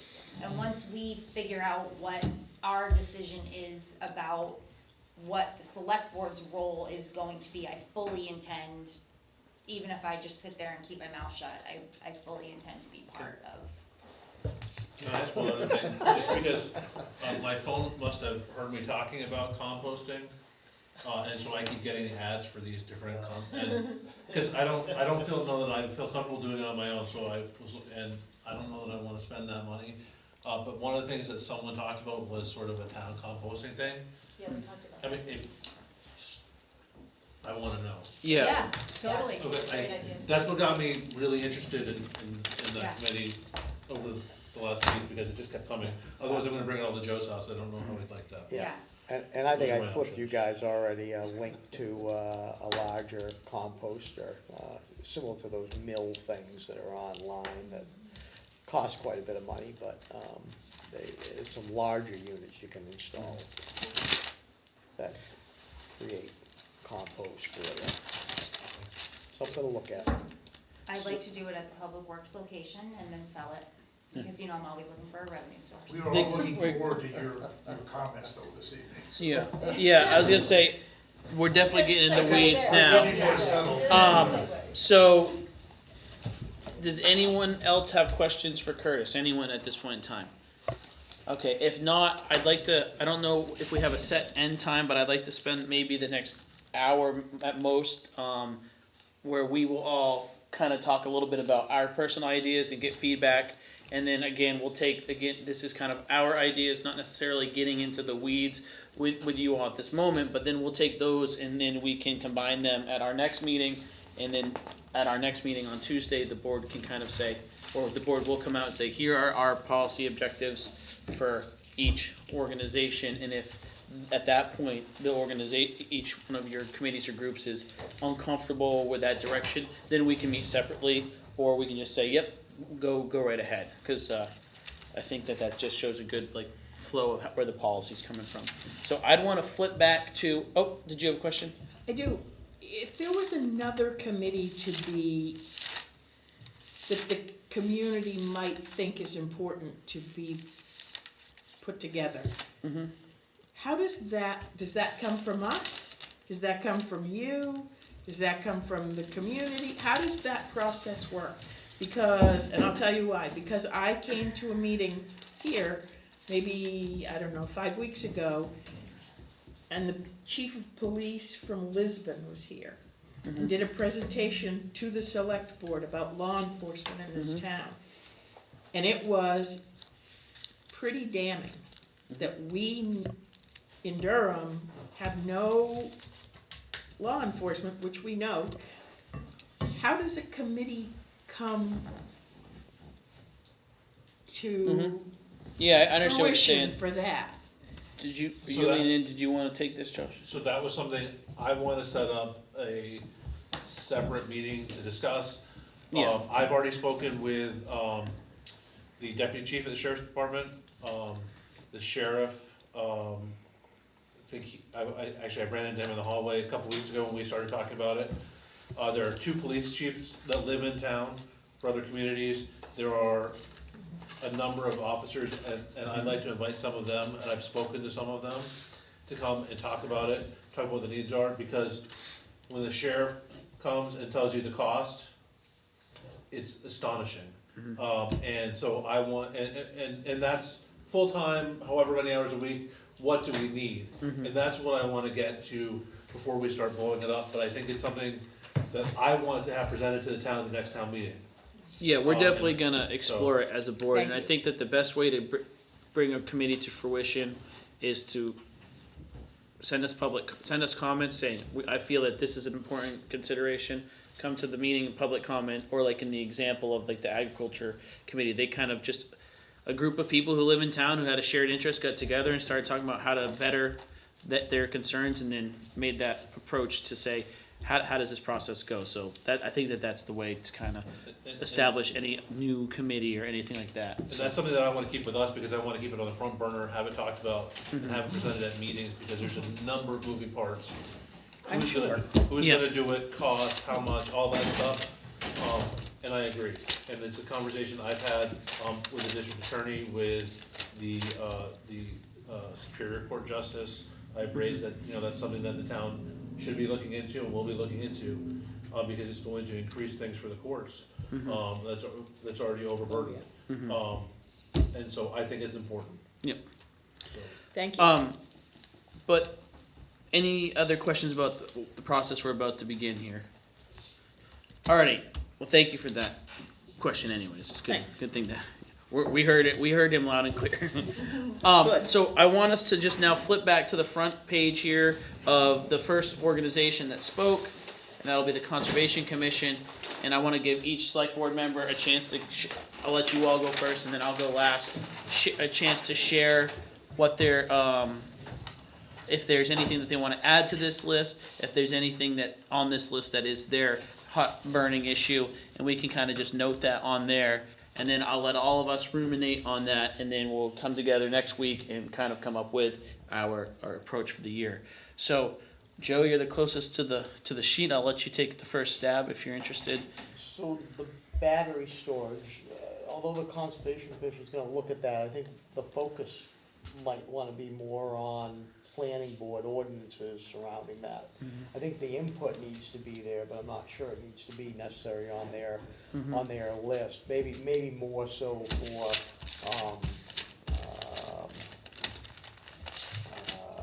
where not to put it. Yeah. Would be more input that I'd expect the Conservation Commission to do. So, I mean, I think battery storage, I think, is probably a heavy hitter in general across the different groups, committees in town, as well as, might be a planning board, Yeah. lead on that, is what I was thinking. Yeah. there. I'm,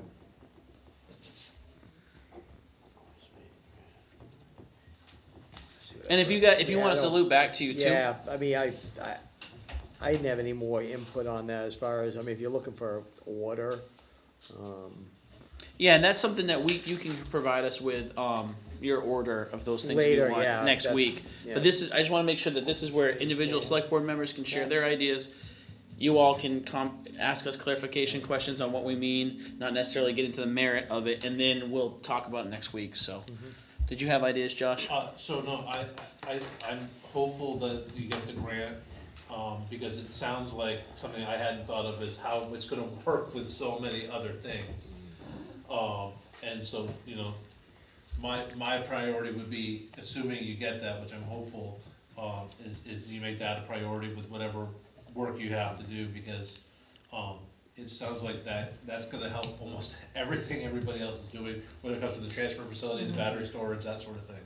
It can be used for that, so that's exciting.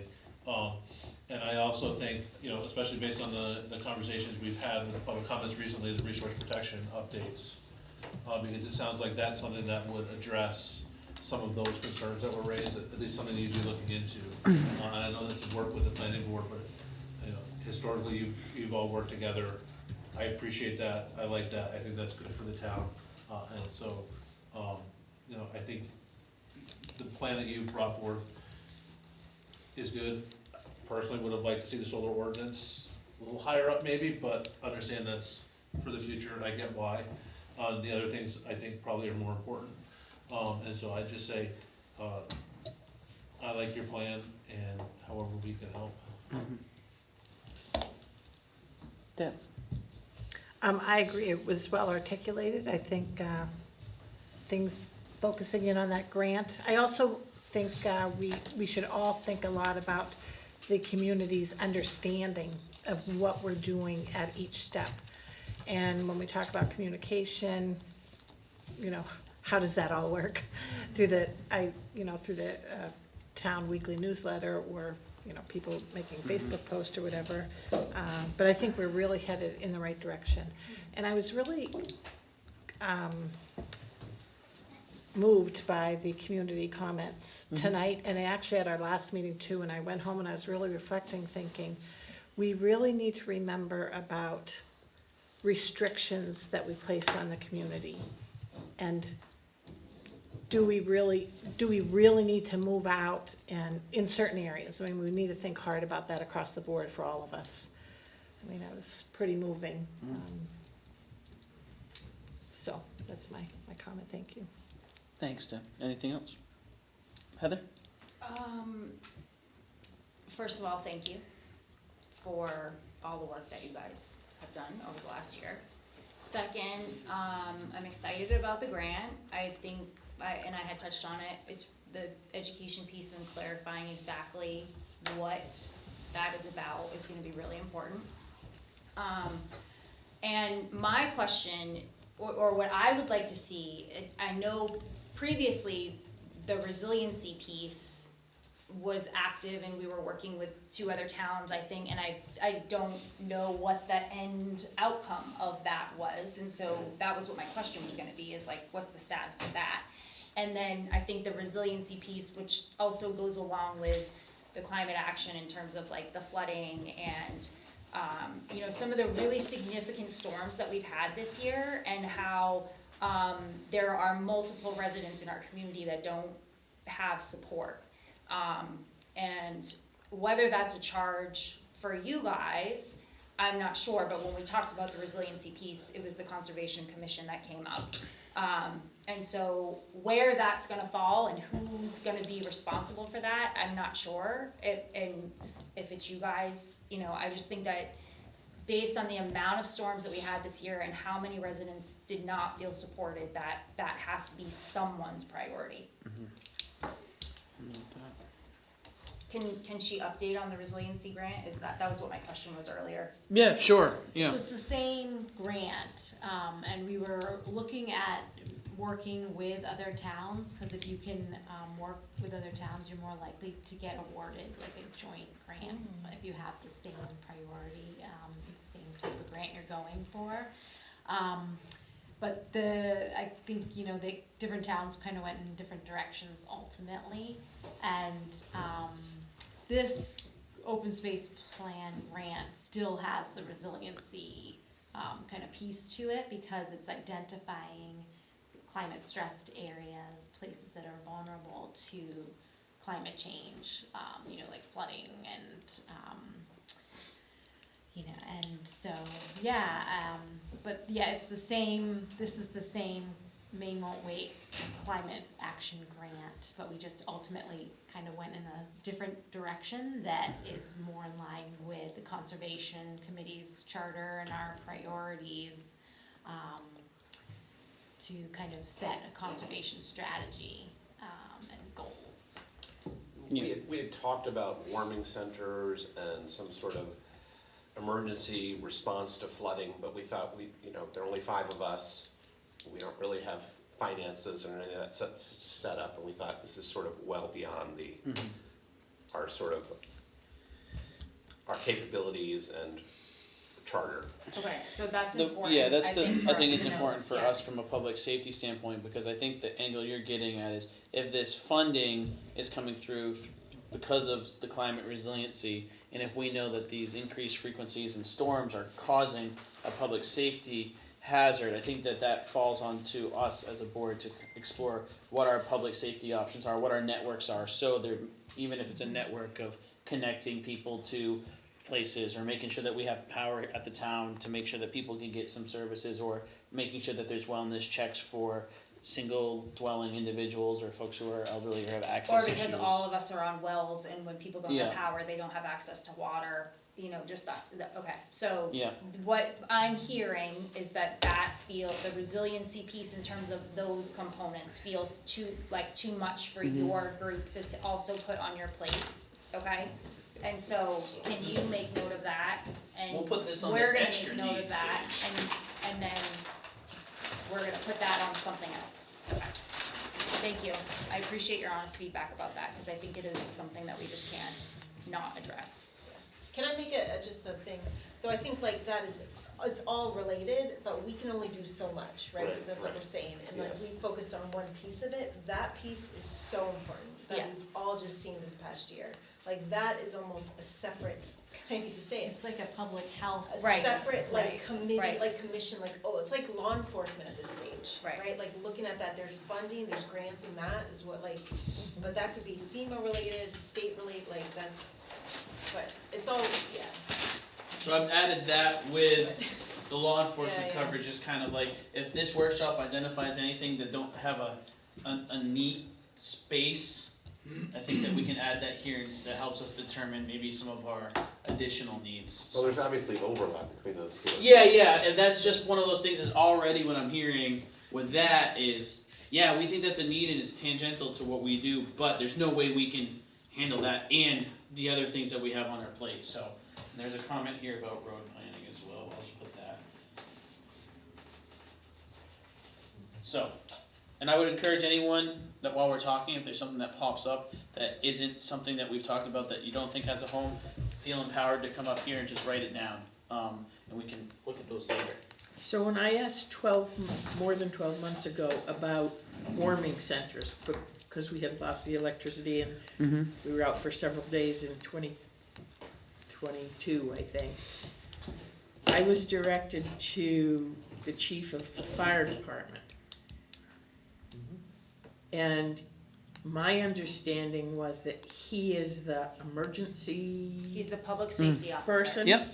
And so that's in his ballpark to decide whether or not it's worth it to open a warming Yeah. center or a soup kitchen to feed people who can't cook, or a bathroom so that people can do what they need to do. And so, is that something that you can expand on within? Not right this- now, but Okay. I think that it's, the reason I put it here is that it's just a need that was identified, and that we'll just note that that's something that is on our plan for looking forward. And it's the if- fire department chief's responsibility. And we'll dive into it and then figure out the best way, rather than to focus on how it was done, how it can be done moving forward. So I think that this is a good chance to just put that idea down there and we can evaluate it, so. I just want to piggyback on what you just said, is that what I hope that people are recognizing out of this board is that we're not doing things the way that things have always been done. Excellent. We're really looking to delegate and to be more of a roundtable representative here. We recognize we can only do so much, you can only do so much, and and it's just all gonna work better together, and we have great town staff as resources, and that's also helping us move in this direction to move Durham forward. And so I hope that that's what everyone recognizes out of this meeting, and the way that we're trying to get the bullet points of what we need to address as a board. Whether or not we can do it, we're gonna try to find a way to bring more people in to help accomplish these things. That was all I had for Conservation Yep. Commission. I have some thoughts on Conservation Commission. For me, the number one objective for this year in my mind is addressing changes in resource protection mapping. 2018, the comprehensive plan went through a lot of work, and it was developed, and then it was put on the Conservation Commission's shoulders to bring to fruition. And so when you're the one carrying something, you're also the one who carries the public face of it. Since that, I think that we need to make sure we address concerns that were made for comments today. Like, for example, communication should probably increase so folks know you should be reading the things you get in the mail. When you do read them, we do want participation and to raise concerns earlier rather than later. And knowing that recently there's been additional survey work that's taken place. When we first developed the Resource Protection District, we said, as a community, well, we don't want to necessarily just change things every time something changes, but knowing that after the Resource Protection District went through, someone had a request to a state biologist who came out and did additional surveys and gathered more data that wasn't known in 2018. I think it's important that when we find that data has now suggested that certain elements should not be included, that's taken very seriously, because this whole process we started was utilizing the best data we have to make the Resource Protection District, because we, as a community, felt the previous Resource Protection District was just some people who drew blobs and said, this is a swamp, this is important. And so for me, anytime you're getting new data points that are showing that someone is erroneously included in resource protection, that's a really, really important thing to address. And in my mind, it's elevated to the point that even if it takes a special town meeting just to vote on something like that, that's how serious I take it. So for me, that would be the big numero uno, is addressing, the new information that came out. I wouldn't necessarily be advocating for that to be addressed so hard if this was, some new surveys were done and something new was found. But since some new surveys were done and something was found to be no longer considered important, we should be taking that very, very seriously. So that's like, I think this grant opportunity is a timely thing that needs to be done. But for me, this is something that I would hope that the Resource Protection or the Conservation Commission or the Planning Board is addressing literally at the next meeting. And so I think that's really important for me. And then the next thing too is, communication. Increasing communication. I think that both the Planning Board and the Conservation Commission have done a really good job over the last couple of years of communicating exactly how a process works. But I think that making it even more crystal clear, because public comments I've heard tonight and previous nights are, well, I got that in the mail, but I didn't think it mattered, or I didn't think this was going to impact me, even though for 2 years I was receiving things in the mail saying you may be impacted. And there's even if we think we're communicating clearly as a Conservation Commission or as a board, if people are telling us it's not clear, then we need to reevaluate that. So I think just evaluating the communication there, so even if it's on the website or something like that. So resource protection updates, communication, and then those are the two big ones for me, and then the grant opportunity. So, and figuring out how that can help other boards as well, or kind of 1, 2, 3 for me. So. Can I speak to the communication piece? Yeah, absolutely.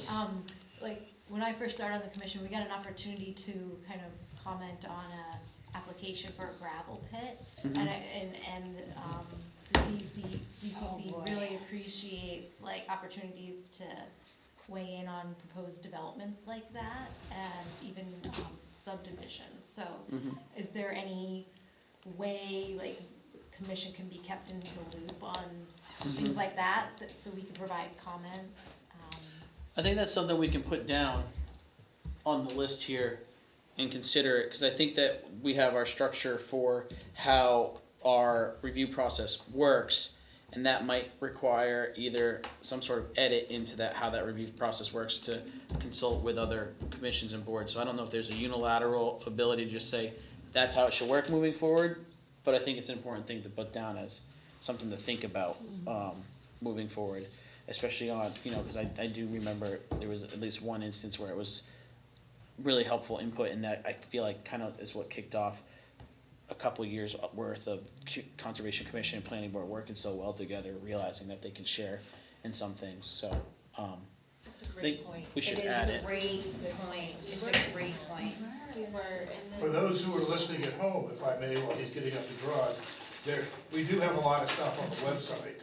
And we maybe need to take a look at that, but there's an awful lot of information that goes on the website and other places that's, Conservation been great to work with, but it's available, we meet monthly, that's the first Wednesday of the month. And so certainly, and I think Yeah. we've done a good job of asking, and we follow up with conservation. We asked the road commissioner, we asked the fire chief, we asked the codes guy, we can certainly ask the conservation folks, this is coming up, do you have any comments? Yeah, and I just want to be clear, I think you all are doing a fantastic job on communication and outreach. You're following the letter of our organizational structure and our land use ordinance, and have exceeded the minimum expectations with the number of mailings, the number of public hearings. We're talking over the last 2 years, almost, I think, 6 public hearings and 2, if not 3 or more mailings. But if folks are still saying that they're not feeling like they're getting that communication, it might just be worth evaluating. Because while that might be a change in, communication from the town, just saying, make sure you are reading these things. And if you can't make it, please reach out to us with your comments or whatever. But I'm just making sure that I'm highlighting in this venue the public comments we've received, so. Can I just make sure that, we're sharing that with, like, what you hear with the Yep. boards, like, when you hear it? Yeah. like, What they didn't get, or, Mhm. because. Yeah, That'd be because helpful. what I'm just getting at for the Conservation Commission, because you are all volunteers and the planning board as well, is that, I don't wanna see you all kind of take some of the public brunt of, you never told me this was how it was gonna work, I never expected this to happen, when we as a select board know that those communications did go out. But if we're just hearing that people are saying the minimum requirements and the exceeding requirements that you all have done are still not meeting the standard, at some point you can't force someone to read something or can't force someone to participate, but you can say, we sent it to you 2 times, we only had to send it to you once, we had 3 public hearings, at the Conservation Commission's request and at John's request, we had an additional public workshop. Like, just making sure we're communicating that the best way and open to new modes of communication. I know that we have official modes of communication, or just word of mouth or people sharing things is gonna be an important consideration as well, so. I think one of the things that you kind of pivoted with was when you did the survey, right? So there's a lot of people who are very active online, right? And wanted to be able to provide feedback that way. Now, some people, dissed that, for lack of a better word, because it only got 100 responses or whatever it was. But I mean, that's pretty close to the amount of people that are actually at town meetings. So to me, I thought that was great. There's not 100 people coming to a public hearing making public comment, but 100 people or about, am I wrong in my number? 200 people. 200, there's more Okay. people who responded than came to this year's town meeting. Right, so that, while that wasn't perfect, right, and by comparison, that was a lot of feedback that was received. And so I think that's the way that, and that was generated by the comments that you were receiving, that people are engaged online. Let's go that route to get more feedback. I would suggest that maybe some of the people who are saying they're not getting this are not engaged online. Right. I mean, if you were to, and I have no idea the people here tonight, but do you do Facebook? Do you look at the town's website? These are the kinds of things, because if you don't, it's hard, and then we have an official certified meeting. But I think I know we're running. Yes, Yeah. yes. We could take a look at But it, I but think, you're yeah. always gonna have somebody, 5 people come up after the town meeting and say, gosh, I wish I had participated earlier. They knew all about solar, but, and these are people who were on committees, Yeah. and other things. So. Right. Yep, and I just wanted to use this time to address that we understand that that communication is an important part, and I don't want you to all to feel like it's, you did anything wrong. Just wanna make sure that, you know, we're hearing those comments and we're constantly trying to figure out better communication. So like, for like me, a theme amongst all boards is just continued good communication as a priority every year.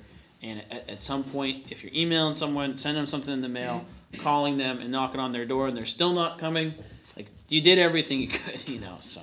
But depending on depending on a website, it's as bad as Durham's website, is a joke.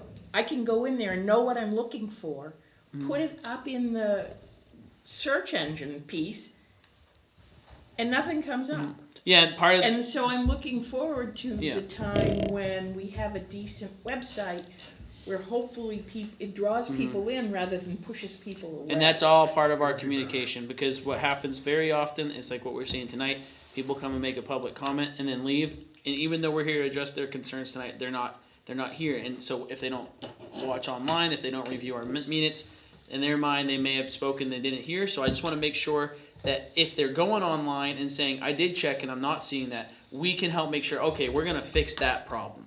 You know, and we also understand, most of our work is done nights, not everyone has that freedom to attend it, so the better we can do across all the boards, I think, is good.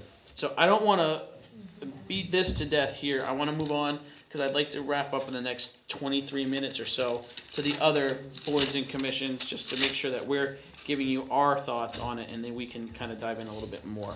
So, can we flip the,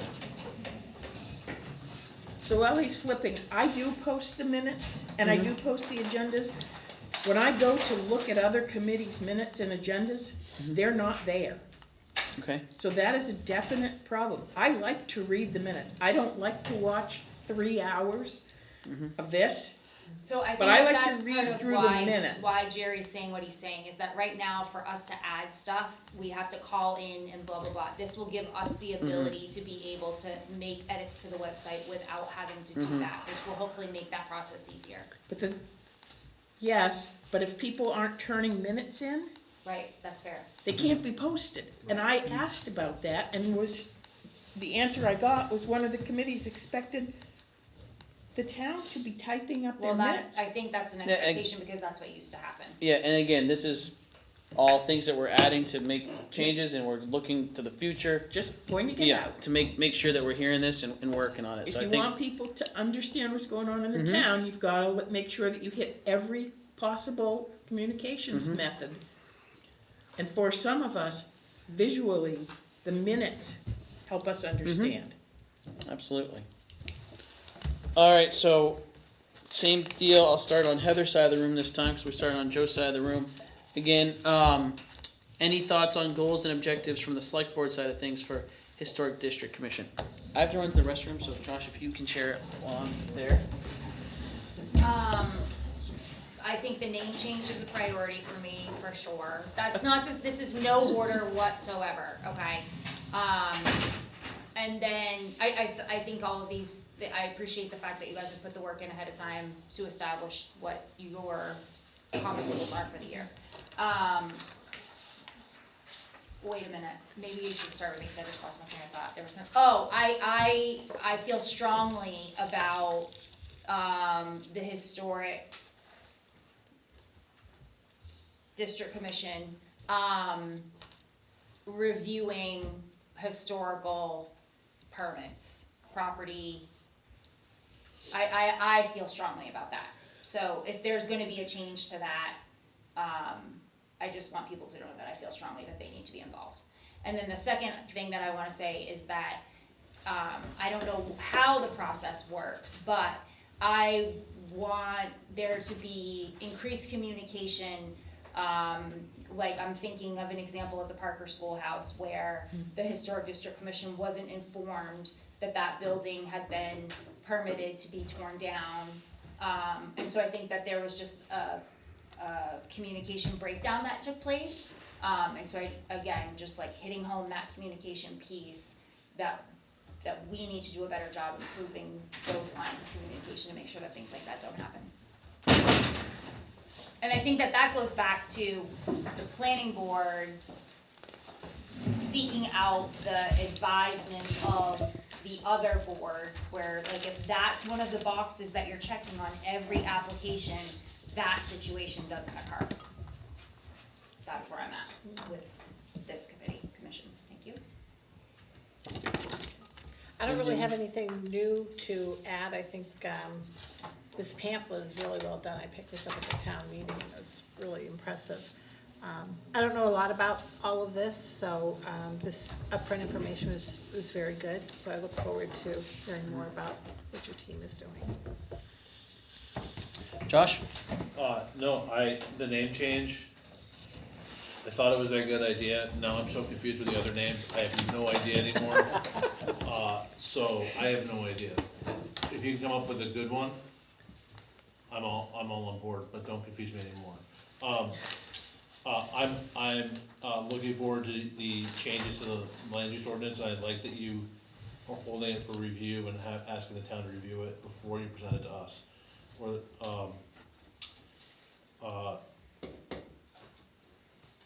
I like that everything you said was, my notes were, or I was just copying George's word, communication, education, work with other groups, working relationships. I think that's good. I agree with Heather that there needs to be some input, whether it's permitting or a certificate, whatever it is. I do agree that second set of eyes is important. And then the idea of the survey of the building, boy, when someone goes out and take that pictures, can I go along? Because I find that fascinating. That's all I've been thinking about, that and composting, really, tonight or Monday. And you're gonna get more ads now on that, both of them. Well, I didn't realize how much I'm composting. Well, they give me like 15 a day, and I go through and try to, hope they change prices. And Amazon will change your life tomorrow. Yeah. All right, nothing else? Joe?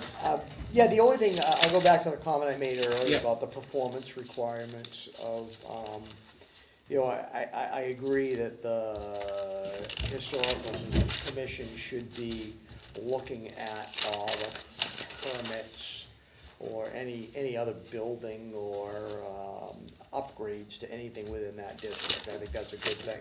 I think the problem I'm having is that the way the ordinances are written, it creates two, I'll say, boards that look at somebody's permit. It's not in one spot.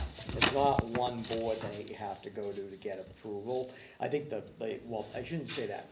It's two boards they need approval from, but they've got to stop at both locations, where I think that the planning board should manage that, which is really what I'm trying to get, is get the planning board to be responsible for the performance requirements surrounding the district. And then if there's any special circumstances that need to go to the commission, it streamlines it for people when they're looking at the ordinances. That's kind of really all I was getting at. You know, I think I think what they're gonna be doing next year is great. It's gonna be great work. So I have no problem with the priorities, but it's just something we should think about as a town, to just put it in one spot. Awesome, thank you. Can I just say one? I say this with some trepidation, but I review a lot of search warrants, and I like the redlining in Word. On this, on one of the folds, there's a spelling mistake. Oh, there it is. Can you tell me what it is, It please? says churches or school buildings older than 100 years of age may not be torn down, altered, except with the intent to restore should be, or. Ooh, yes, it should be. Sorry. Thank you. That's, Yes. I always have a hard time with, should I do it or should I not? But Always do it. Always do it, because you know me, I was a teacher. You know that. It drives me nuts. Well, I don't have anything to add for the Historic District Commission, so might as well just flip our chart over here and hop back into the Planning Board. And we'll do our continued snake here thing. Joe, you can start.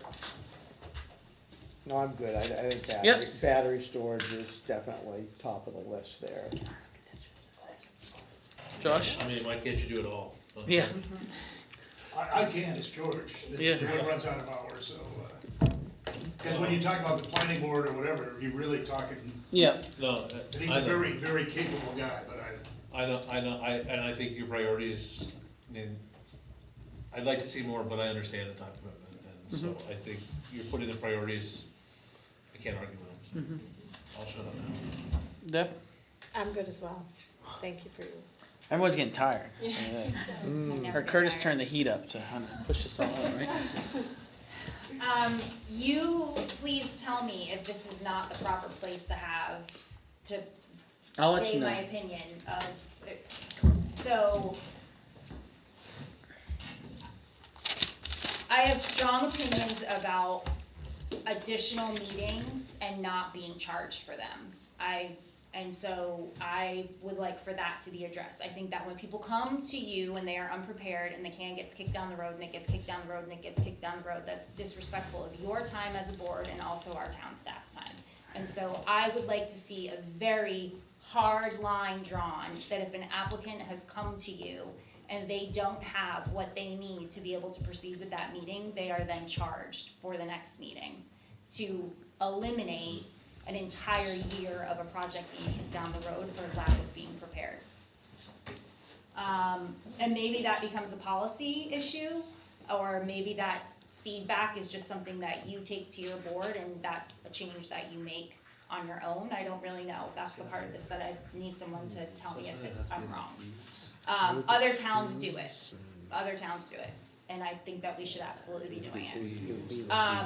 I would like to see the planning board, as a priority on applications, have infrastructure, trail systems for open space, if we're talking about subdivisions. I would like to see all of those boxes checked and completed first.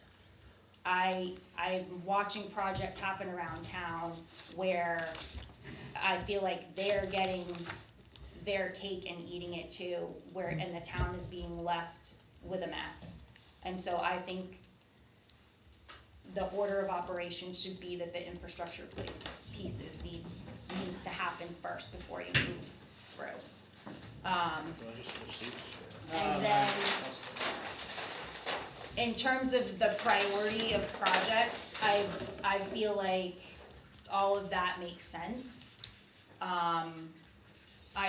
I think that with the data from Conservation Commission looking at the RP, I agree with Joe. I think that for the town's credibility to be basing decisions on science and data, that has to happen this year in order to maintain that level of trust with the residents, that we are gonna make decisions based on data.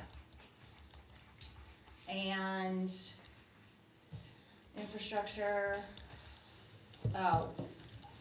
this might be a process question, and you can tell me if this is inappropriate or not, and it's completely fine, and I want you to tell me. I have a real issue with property owners that are before the board for projects that have multiple back taxes owed, being issued permits to do what they wanna do.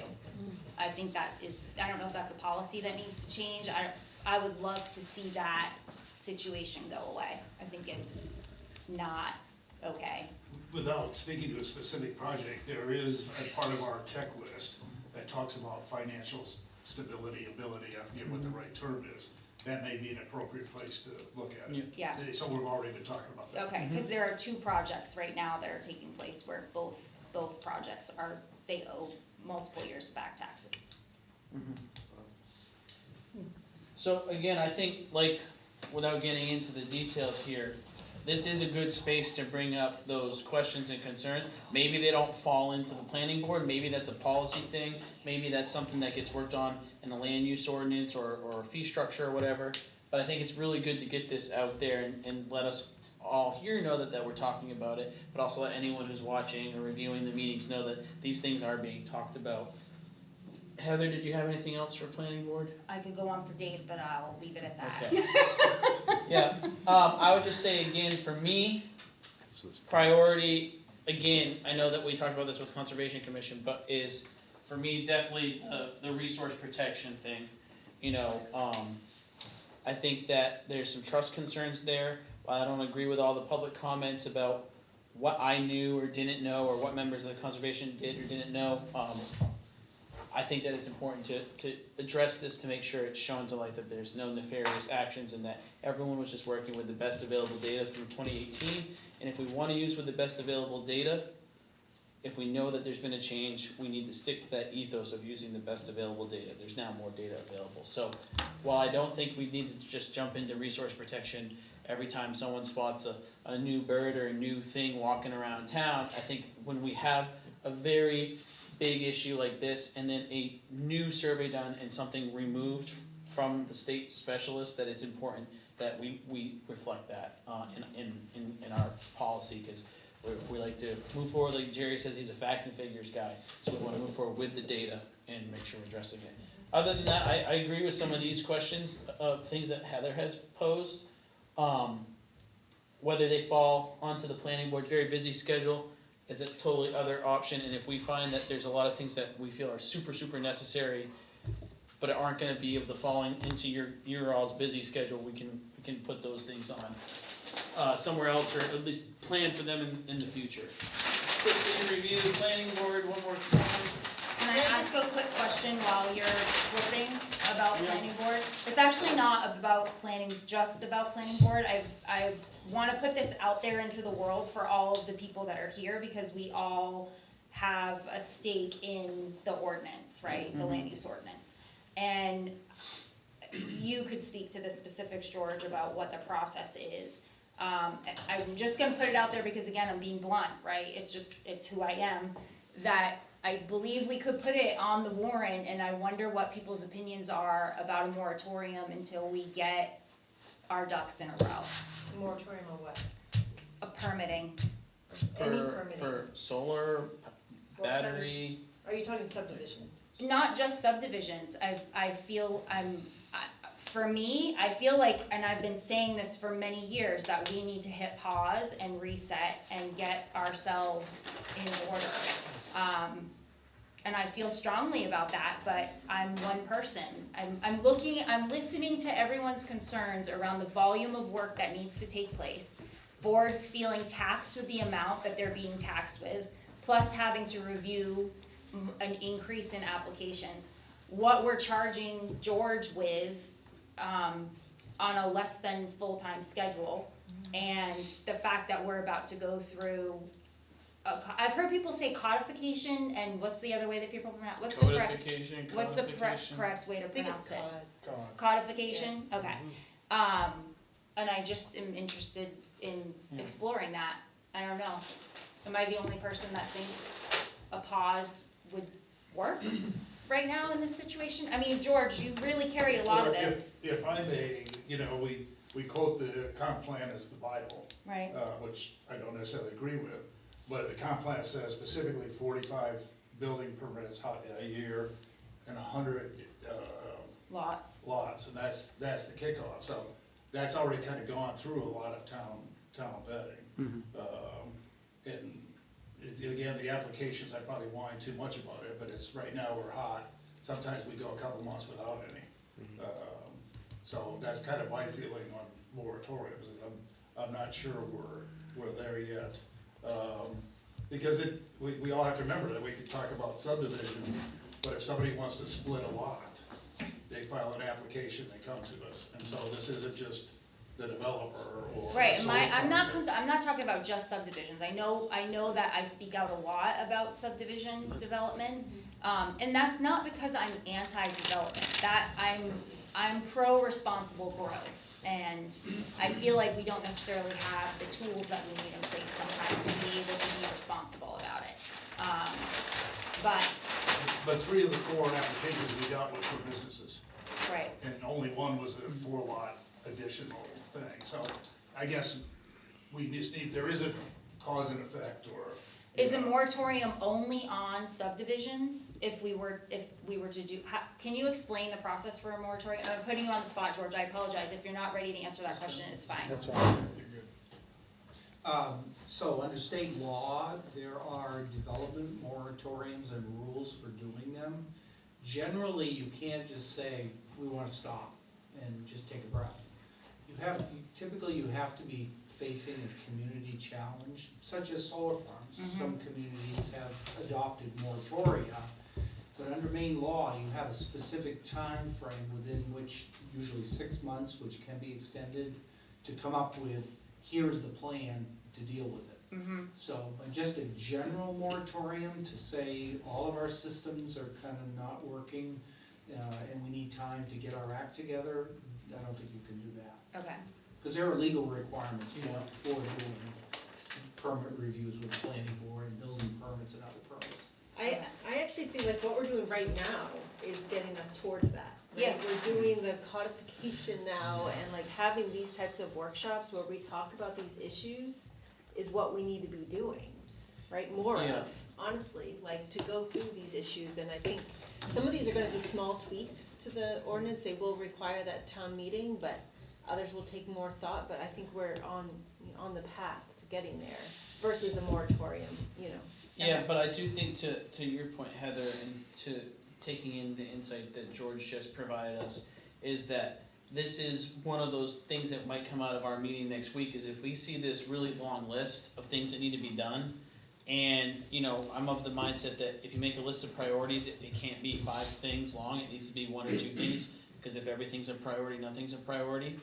If we get to that feeling where it's like, this needs to be done, this needs to be done, and this needs to be done, but number 4 still needs to be done, and that might be batteries, that is where I think that you might have that discussion around, we're processing so many applications, we're working on our solar ordinance, we're working on all this stuff. If a battery project were to come up right now, we wouldn't be able to handle it, but we know we need to hit an ordinance, so maybe there is a 1-year moratorium to buy time for those sorts of things. So I think that it might be a little bit more like that discrete and measurable need and the challenge that we can highlight. So if we're worried about the amount of housing, maybe we have to put a block on some of the other stuff that we're not prepared to handle. And I think that is part of what this conversation tonight's trying to highlight is, if we end up with 6 must happen this year priorities for the planning board, we need to talk about how to turn that into 2. Right. You know, But- and that might be where we get to like what you're saying, Julian. But like maybe if we could just, if we're gonna do that, just go back, because a lot of these on this list are not priorities, like you mentioned. Yeah, Like what- cell towers is not, we lowered it. The Yeah. roads is a big thing, but I think we figured out, like, we're gonna push that, And- we're gonna and- push other things. There was really only 2. We had 2 I high think, priority, 2 high priorities that we which I think mentioned. match with Which solar match with- conservation. Yeah, and that's the whole point That's tonight, nice. yeah. Yeah. Is we're hearing what your high priority things are. I've noted it, like I wrote down everything that's been said, but I'm noting this is number 1, this is number 2. We have the video to refer to. So next week when we go in and talk about what the set priorities are gonna be for the year, I don't imagine any of us are gonna be like, well, we need to figure out this cell tower thing. Because no one talks about that as number 1 priority. So I totally hear that. And so I don't want you to think that because it's on the board here, it's a priority. This is the big picture. Throw everything at the wall, and then we're gonna pull those things out at our next meeting based off of your feedback, based off of the public feedback, based off of our feedback, and based off of staff capacity, so. My question's for George. If we were to just say that we all agreed that we thought, the hypothetical, that a battery storage moratorium, that's something that has to go to the town to vote, that's not something the select board You votes on? would probably call a special town meeting. Okay, thank you. Yeah. That was a process question, I just Yep. wanted to, thank you. And actually, on that note, question, when could we do that moratorium? If someone comes to us with an application? You can adopt new regulations and you can do moratoria, and you can make them retroactive under certain circumstances, so. Okay. But it's a very, was it safe to say that's a very narrow, certain Yeah, circumstances? and also realize that once you declare the moratorium, that moves that item up to the top. Yeah. Right, because you have to focus on it during that 6 months or Right. whatever it Yeah. is. Right, right. Yeah, and that's where, I know I've seen Yeah, some that's a good folks point. do a 1-year moratoria. I don't know if that was legal, but it was just. You can do it 6 months and then extend it. I think. Yeah, I haven't and looked at that's- the law and that's on where- it, But I do hear, when we talk about like options, we're hearing a lot of things that need to be done. We're creating a structure to do it. We might run into not having enough staffing to do it. It's probably easier in some cases to not do something than try to add additional staffing right now. So that's where I think that we just gotta consider that as an option for some things if we really end up feeling like there's a bunch of stuff that has to be done this year, and there's not gonna be enough time to do it. Especially, I'm looking at you, planning board, because like you said, you can have all these great goals and aspirations, but then if 3 more applications that take up a lot of your time and expertise and efforts come in, those automatically move to a rung of has to be done, has a deadline, has to happen. And so you can have a great meeting plan to talk about batteries, but you either need to have an extra meeting now, or you need to because you have to handle the And work. I will say that the members of the planning board and George have been superb to work with. I mean, Oh yeah, no, they- I don't think. no I one's think that balked at I think extra that you meetings. are a well-efficient, well-oiled machine that gets a lot of work done. But even the most efficient machine can only do its full capacity, and sometimes there's just too much. You know, we don't want people getting burned out because we have great board members who, and your board takes a lot of practice to get up to speed. And when you lose someone, the next person who steps in might take 6 months, a year to fully get back up to speed. And we don't want to lose people because of burnout and stuff like that. So. All right, one thing left on planning board, then we gotta talk to Curtis. My last thing, just to blow up the room, is Oh, boy. our comp plan. We're making all of these things, we're making all of these decisions, we're doing all of this work around a comp plan that was from 2018, and our town has changed incredibly since then. So I think at some point, everybody needs to consider that we need to update our comp plan, because most towns do it every 5 years. And We don't count the COVID years. the other thing I forgot, wait a minute, hold on, comp plan. Ugh, why don't I write stuff down, because my memory can't. Well, you can bring it up next meeting too, if you remember, so. Okay. Comp plan. Oh, Alrighty. zoning, that's what it was, zoning. Okay.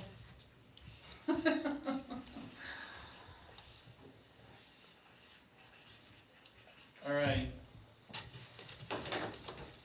Curtis, anyone have anything? We'll start with Heather and work our way back around, and then we'll wrap up here. I feel like I've had a lot of input for solid waste, so I'm gonna Well, pass. I mean, I would just note that right now, they're still getting ready to meet, and Mhm. so they're gonna have to they're, you know, in a little bit different situation than everyone else who is already established and stuff like that, so they're gonna have a lot of these discussions Monday, but if anyone wants to share from the board, what is their number one priority? Like, if there's anyone here who says, my number one priority is to get Yes. rid of trash pickup. My Speak number now one- or forever hold your peace. We all look at you. Oh, did I start last time? Yeah, we're starting with you and working our way Okay, back so my up. number one priority is in the interim to have a composting reduced tonnage situation in between now and when our 5-year contract is up. That's what I would like to see happen. All right. In the interim. And I think having the community know where we are at the starting point, to have some set goal, 25% reduction or something, and work towards that would be good. Josh? I think, Josh just wants this picked up. And he wants to Look. compost now. Casella and I are not friends yet, but you know, we're becoming closer. No, but I'm fascinated by the composting all of a sudden, so I'm just looking forward to it, go from there. No, I think you Yeah. guys got your match. I'm good with the way they're heading. Yeah, I mean, for me, something, I think that Curtis talked about exploring things that cost no money. I like those things, before we explore things that cost money. And I've heard multiple public comments about, compost because wet food waste is so heavy. And I went through this whole thought experiment last week of how much the cumulative apple cores and banana peels I eat each year costs. And I did the math, and like, if everyone just took those out, we could save literal tons if everyone eats as many apples and bananas as I do. But I think that there could be an opportunity to create, and this could be something that we could talk to the ag committee or commission when they're formed. There could be the opportunity to even if it's a loose network or just a gathering page, to create compost receivers and compost producers. I know that members of like the budget committee have said, composting's easy. I said, can we just drop it off on your lawn, you know? And what I mean with that is like, I would gladly accept the compost of several neighbors around me right now and feed my livestock with it, you know? So those are the kind of early opportunities that I think we can capture, and that ties into the rural character. So, and I'm just excited to hear all other options from $0 to lots of zeros after the dollar sign, so. Curtis, you're gonna be very popular, or very known this year. Well, some of the questions, I've already gotten questions. What are we gonna do about trash that ends up on the end of the dirt road? Yeah. I don't know. That's Well, not my but that is a wheelhouse. serious consideration, because when you get rid of easy access to dispose of trash, it turns into, I mean, literally in the years that I've lived here, the 1 year that we didn't have bulky waste pickup was the year that I literally I watched someone pull over on the side of the road and just start throwing their trash out of the back of the truck onto a gravel spot. And it's like, there's like 5 spots that people just drop it off, so we end up spending more money because we're sending people over to the boat launches and to every back alley driveway or whatever, so. Just a question, I don't wanna make it but it may not be the right place. When, you know, Route 9, there's been stuff on Route 9 for quite a while. Somebody looked like they backed up a truckload of household stuff and dumped it on the road. So, is the town going to clean these spots up? Is Public Works maybe haul them up to Auburn, the town pays for it? I don't wanna open a can of worms that people are dumping trash on the side of the road, but, we're leaving it there, why? I don't have an answer to that, but along those lines of questions I've been getting recently, the town used to pick up after these storms, all the branches and the trees. Yes, and I have gotten that. Someone was talking about how their neighbor just has a huge pile, you can't even see the house anymore, out front, and is that gonna get picked up? And if it is, I'd like to know, because I moved it all in the woods, and I will move it all back out. I I have wasn't questions talking about And brush, I'd but like to- there's a Well, bed or something I think that's a there good inside the question, road. and I think you gotta be It's careful there. trash stuff. too, I good- don't know about brush. I don't know what the answer, We do something with that. I don't know what the answer there is, and I'm hesitant to say, oh yeah, if you dump your trash on the side of the road, we'll come pick it up, because Yeah. that could be a full-time town pickup real quick, so, Jerry, do you know the answer there for that sort of We stuff? just had that week where you could do the free bag. Yeah, Well, so if it's on a town road, Public Works is gonna pick it up. mhm, The question or I guess the philosophy, not philosophy, but if it's on a state road, should the state pick it up or should the town pick it up? I think the town should pick it up because it's the town of Durham and we don't want trash on the side of the road. if we don't wanna wait for the state. Right, so that's, if I hear trash being on the side of a state road and it's within the Durham town lines, I will ask Public Works to pick it up. I haven't heard of anything. Maybe they don't tell me, maybe they know I'm gonna tell me, that's why they don't tell me, I don't know. That I way, that haven't- way. Down by you, down on the water there in the swamp. Yeah, almost to Terry Kirk's on Yeah, the left. yeah. It's on the bend in the road after Mill Pond Road. Yeah, I've seen it there for a couple of weeks, yeah. So, I'm just Well- Curious how that's what I that's, would encourage. cause that's kind of the questions I've been getting is, what are we gonna do about trash on the side of the dead end? I don't know. Yeah, Yeah. that's a good It's a point. town, And we don't want you to, tell us if you're getting a lot of that stuff, because we don't want you to turn into like the trash warden for the town of Durham. no, I'm not. We don't want you to be fielding, like, hey, what do? I want more trash tags or whatever, so if you're getting those questions, let us know. Yeah. Cause we don't want you to get overburdened with stuff that's not your responsibility, so. In the interest of time, I wanna wrap up, but I quickly wanted to give Jerry and George, if there's anything that you wanna add to any of this, or if you wanna collect your thoughts and bring them to next meeting and add them, or whatever on priorities, or things that you're saying, gonna be so much time we can never finish it, let us know now or at any point during the process, so. There's certainly nothing I wanna add. I'm kinda looking forward to seeing some of it go away. Yeah. Just because of resources. Yep. So once we winnow this down to what we're actually gonna work on, then I might have more. Yeah, that's fair too. Yeah, because it's just for you all to know, my goal next week is that we'll just on each one of these boards, I'm giving each one of us like 2 stickers and put it next to the one you want. We'll add it up and figure out our priorities, but we're gonna just have to look at 2, maybe 3 priorities. I was looking at you, not that I know think you that were, you're- I saw but you. I was trying to look the room, so. A couple of thoughts. One, in terms of limiting factors, the town meeting format is a real limitation.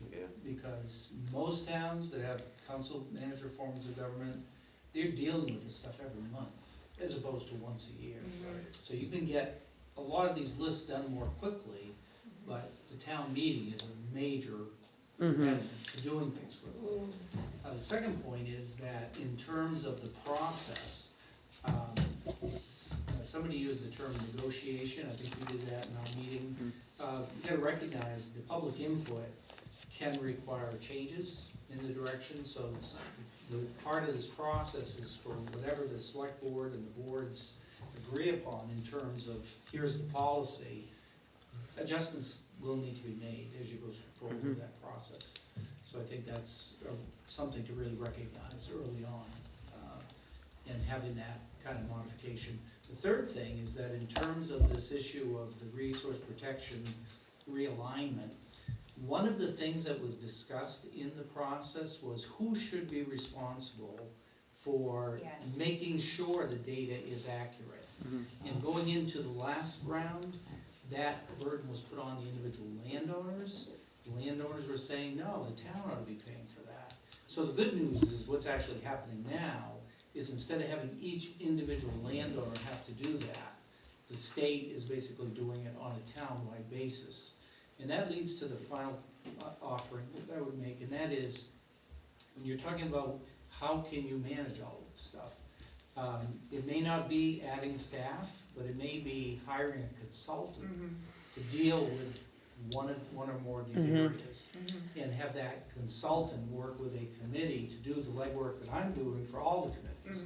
But just for projects like whether it's battery energy storage, or open space plan, and it may need to go beyond the limited, we're gonna apply for a grant. Yep. Because that number one takes more time, and number two, it's more limited, and number three, you don't get a lot done compared to what other towns do. You know, communities I work for, $100,000 a year for planning projects was more.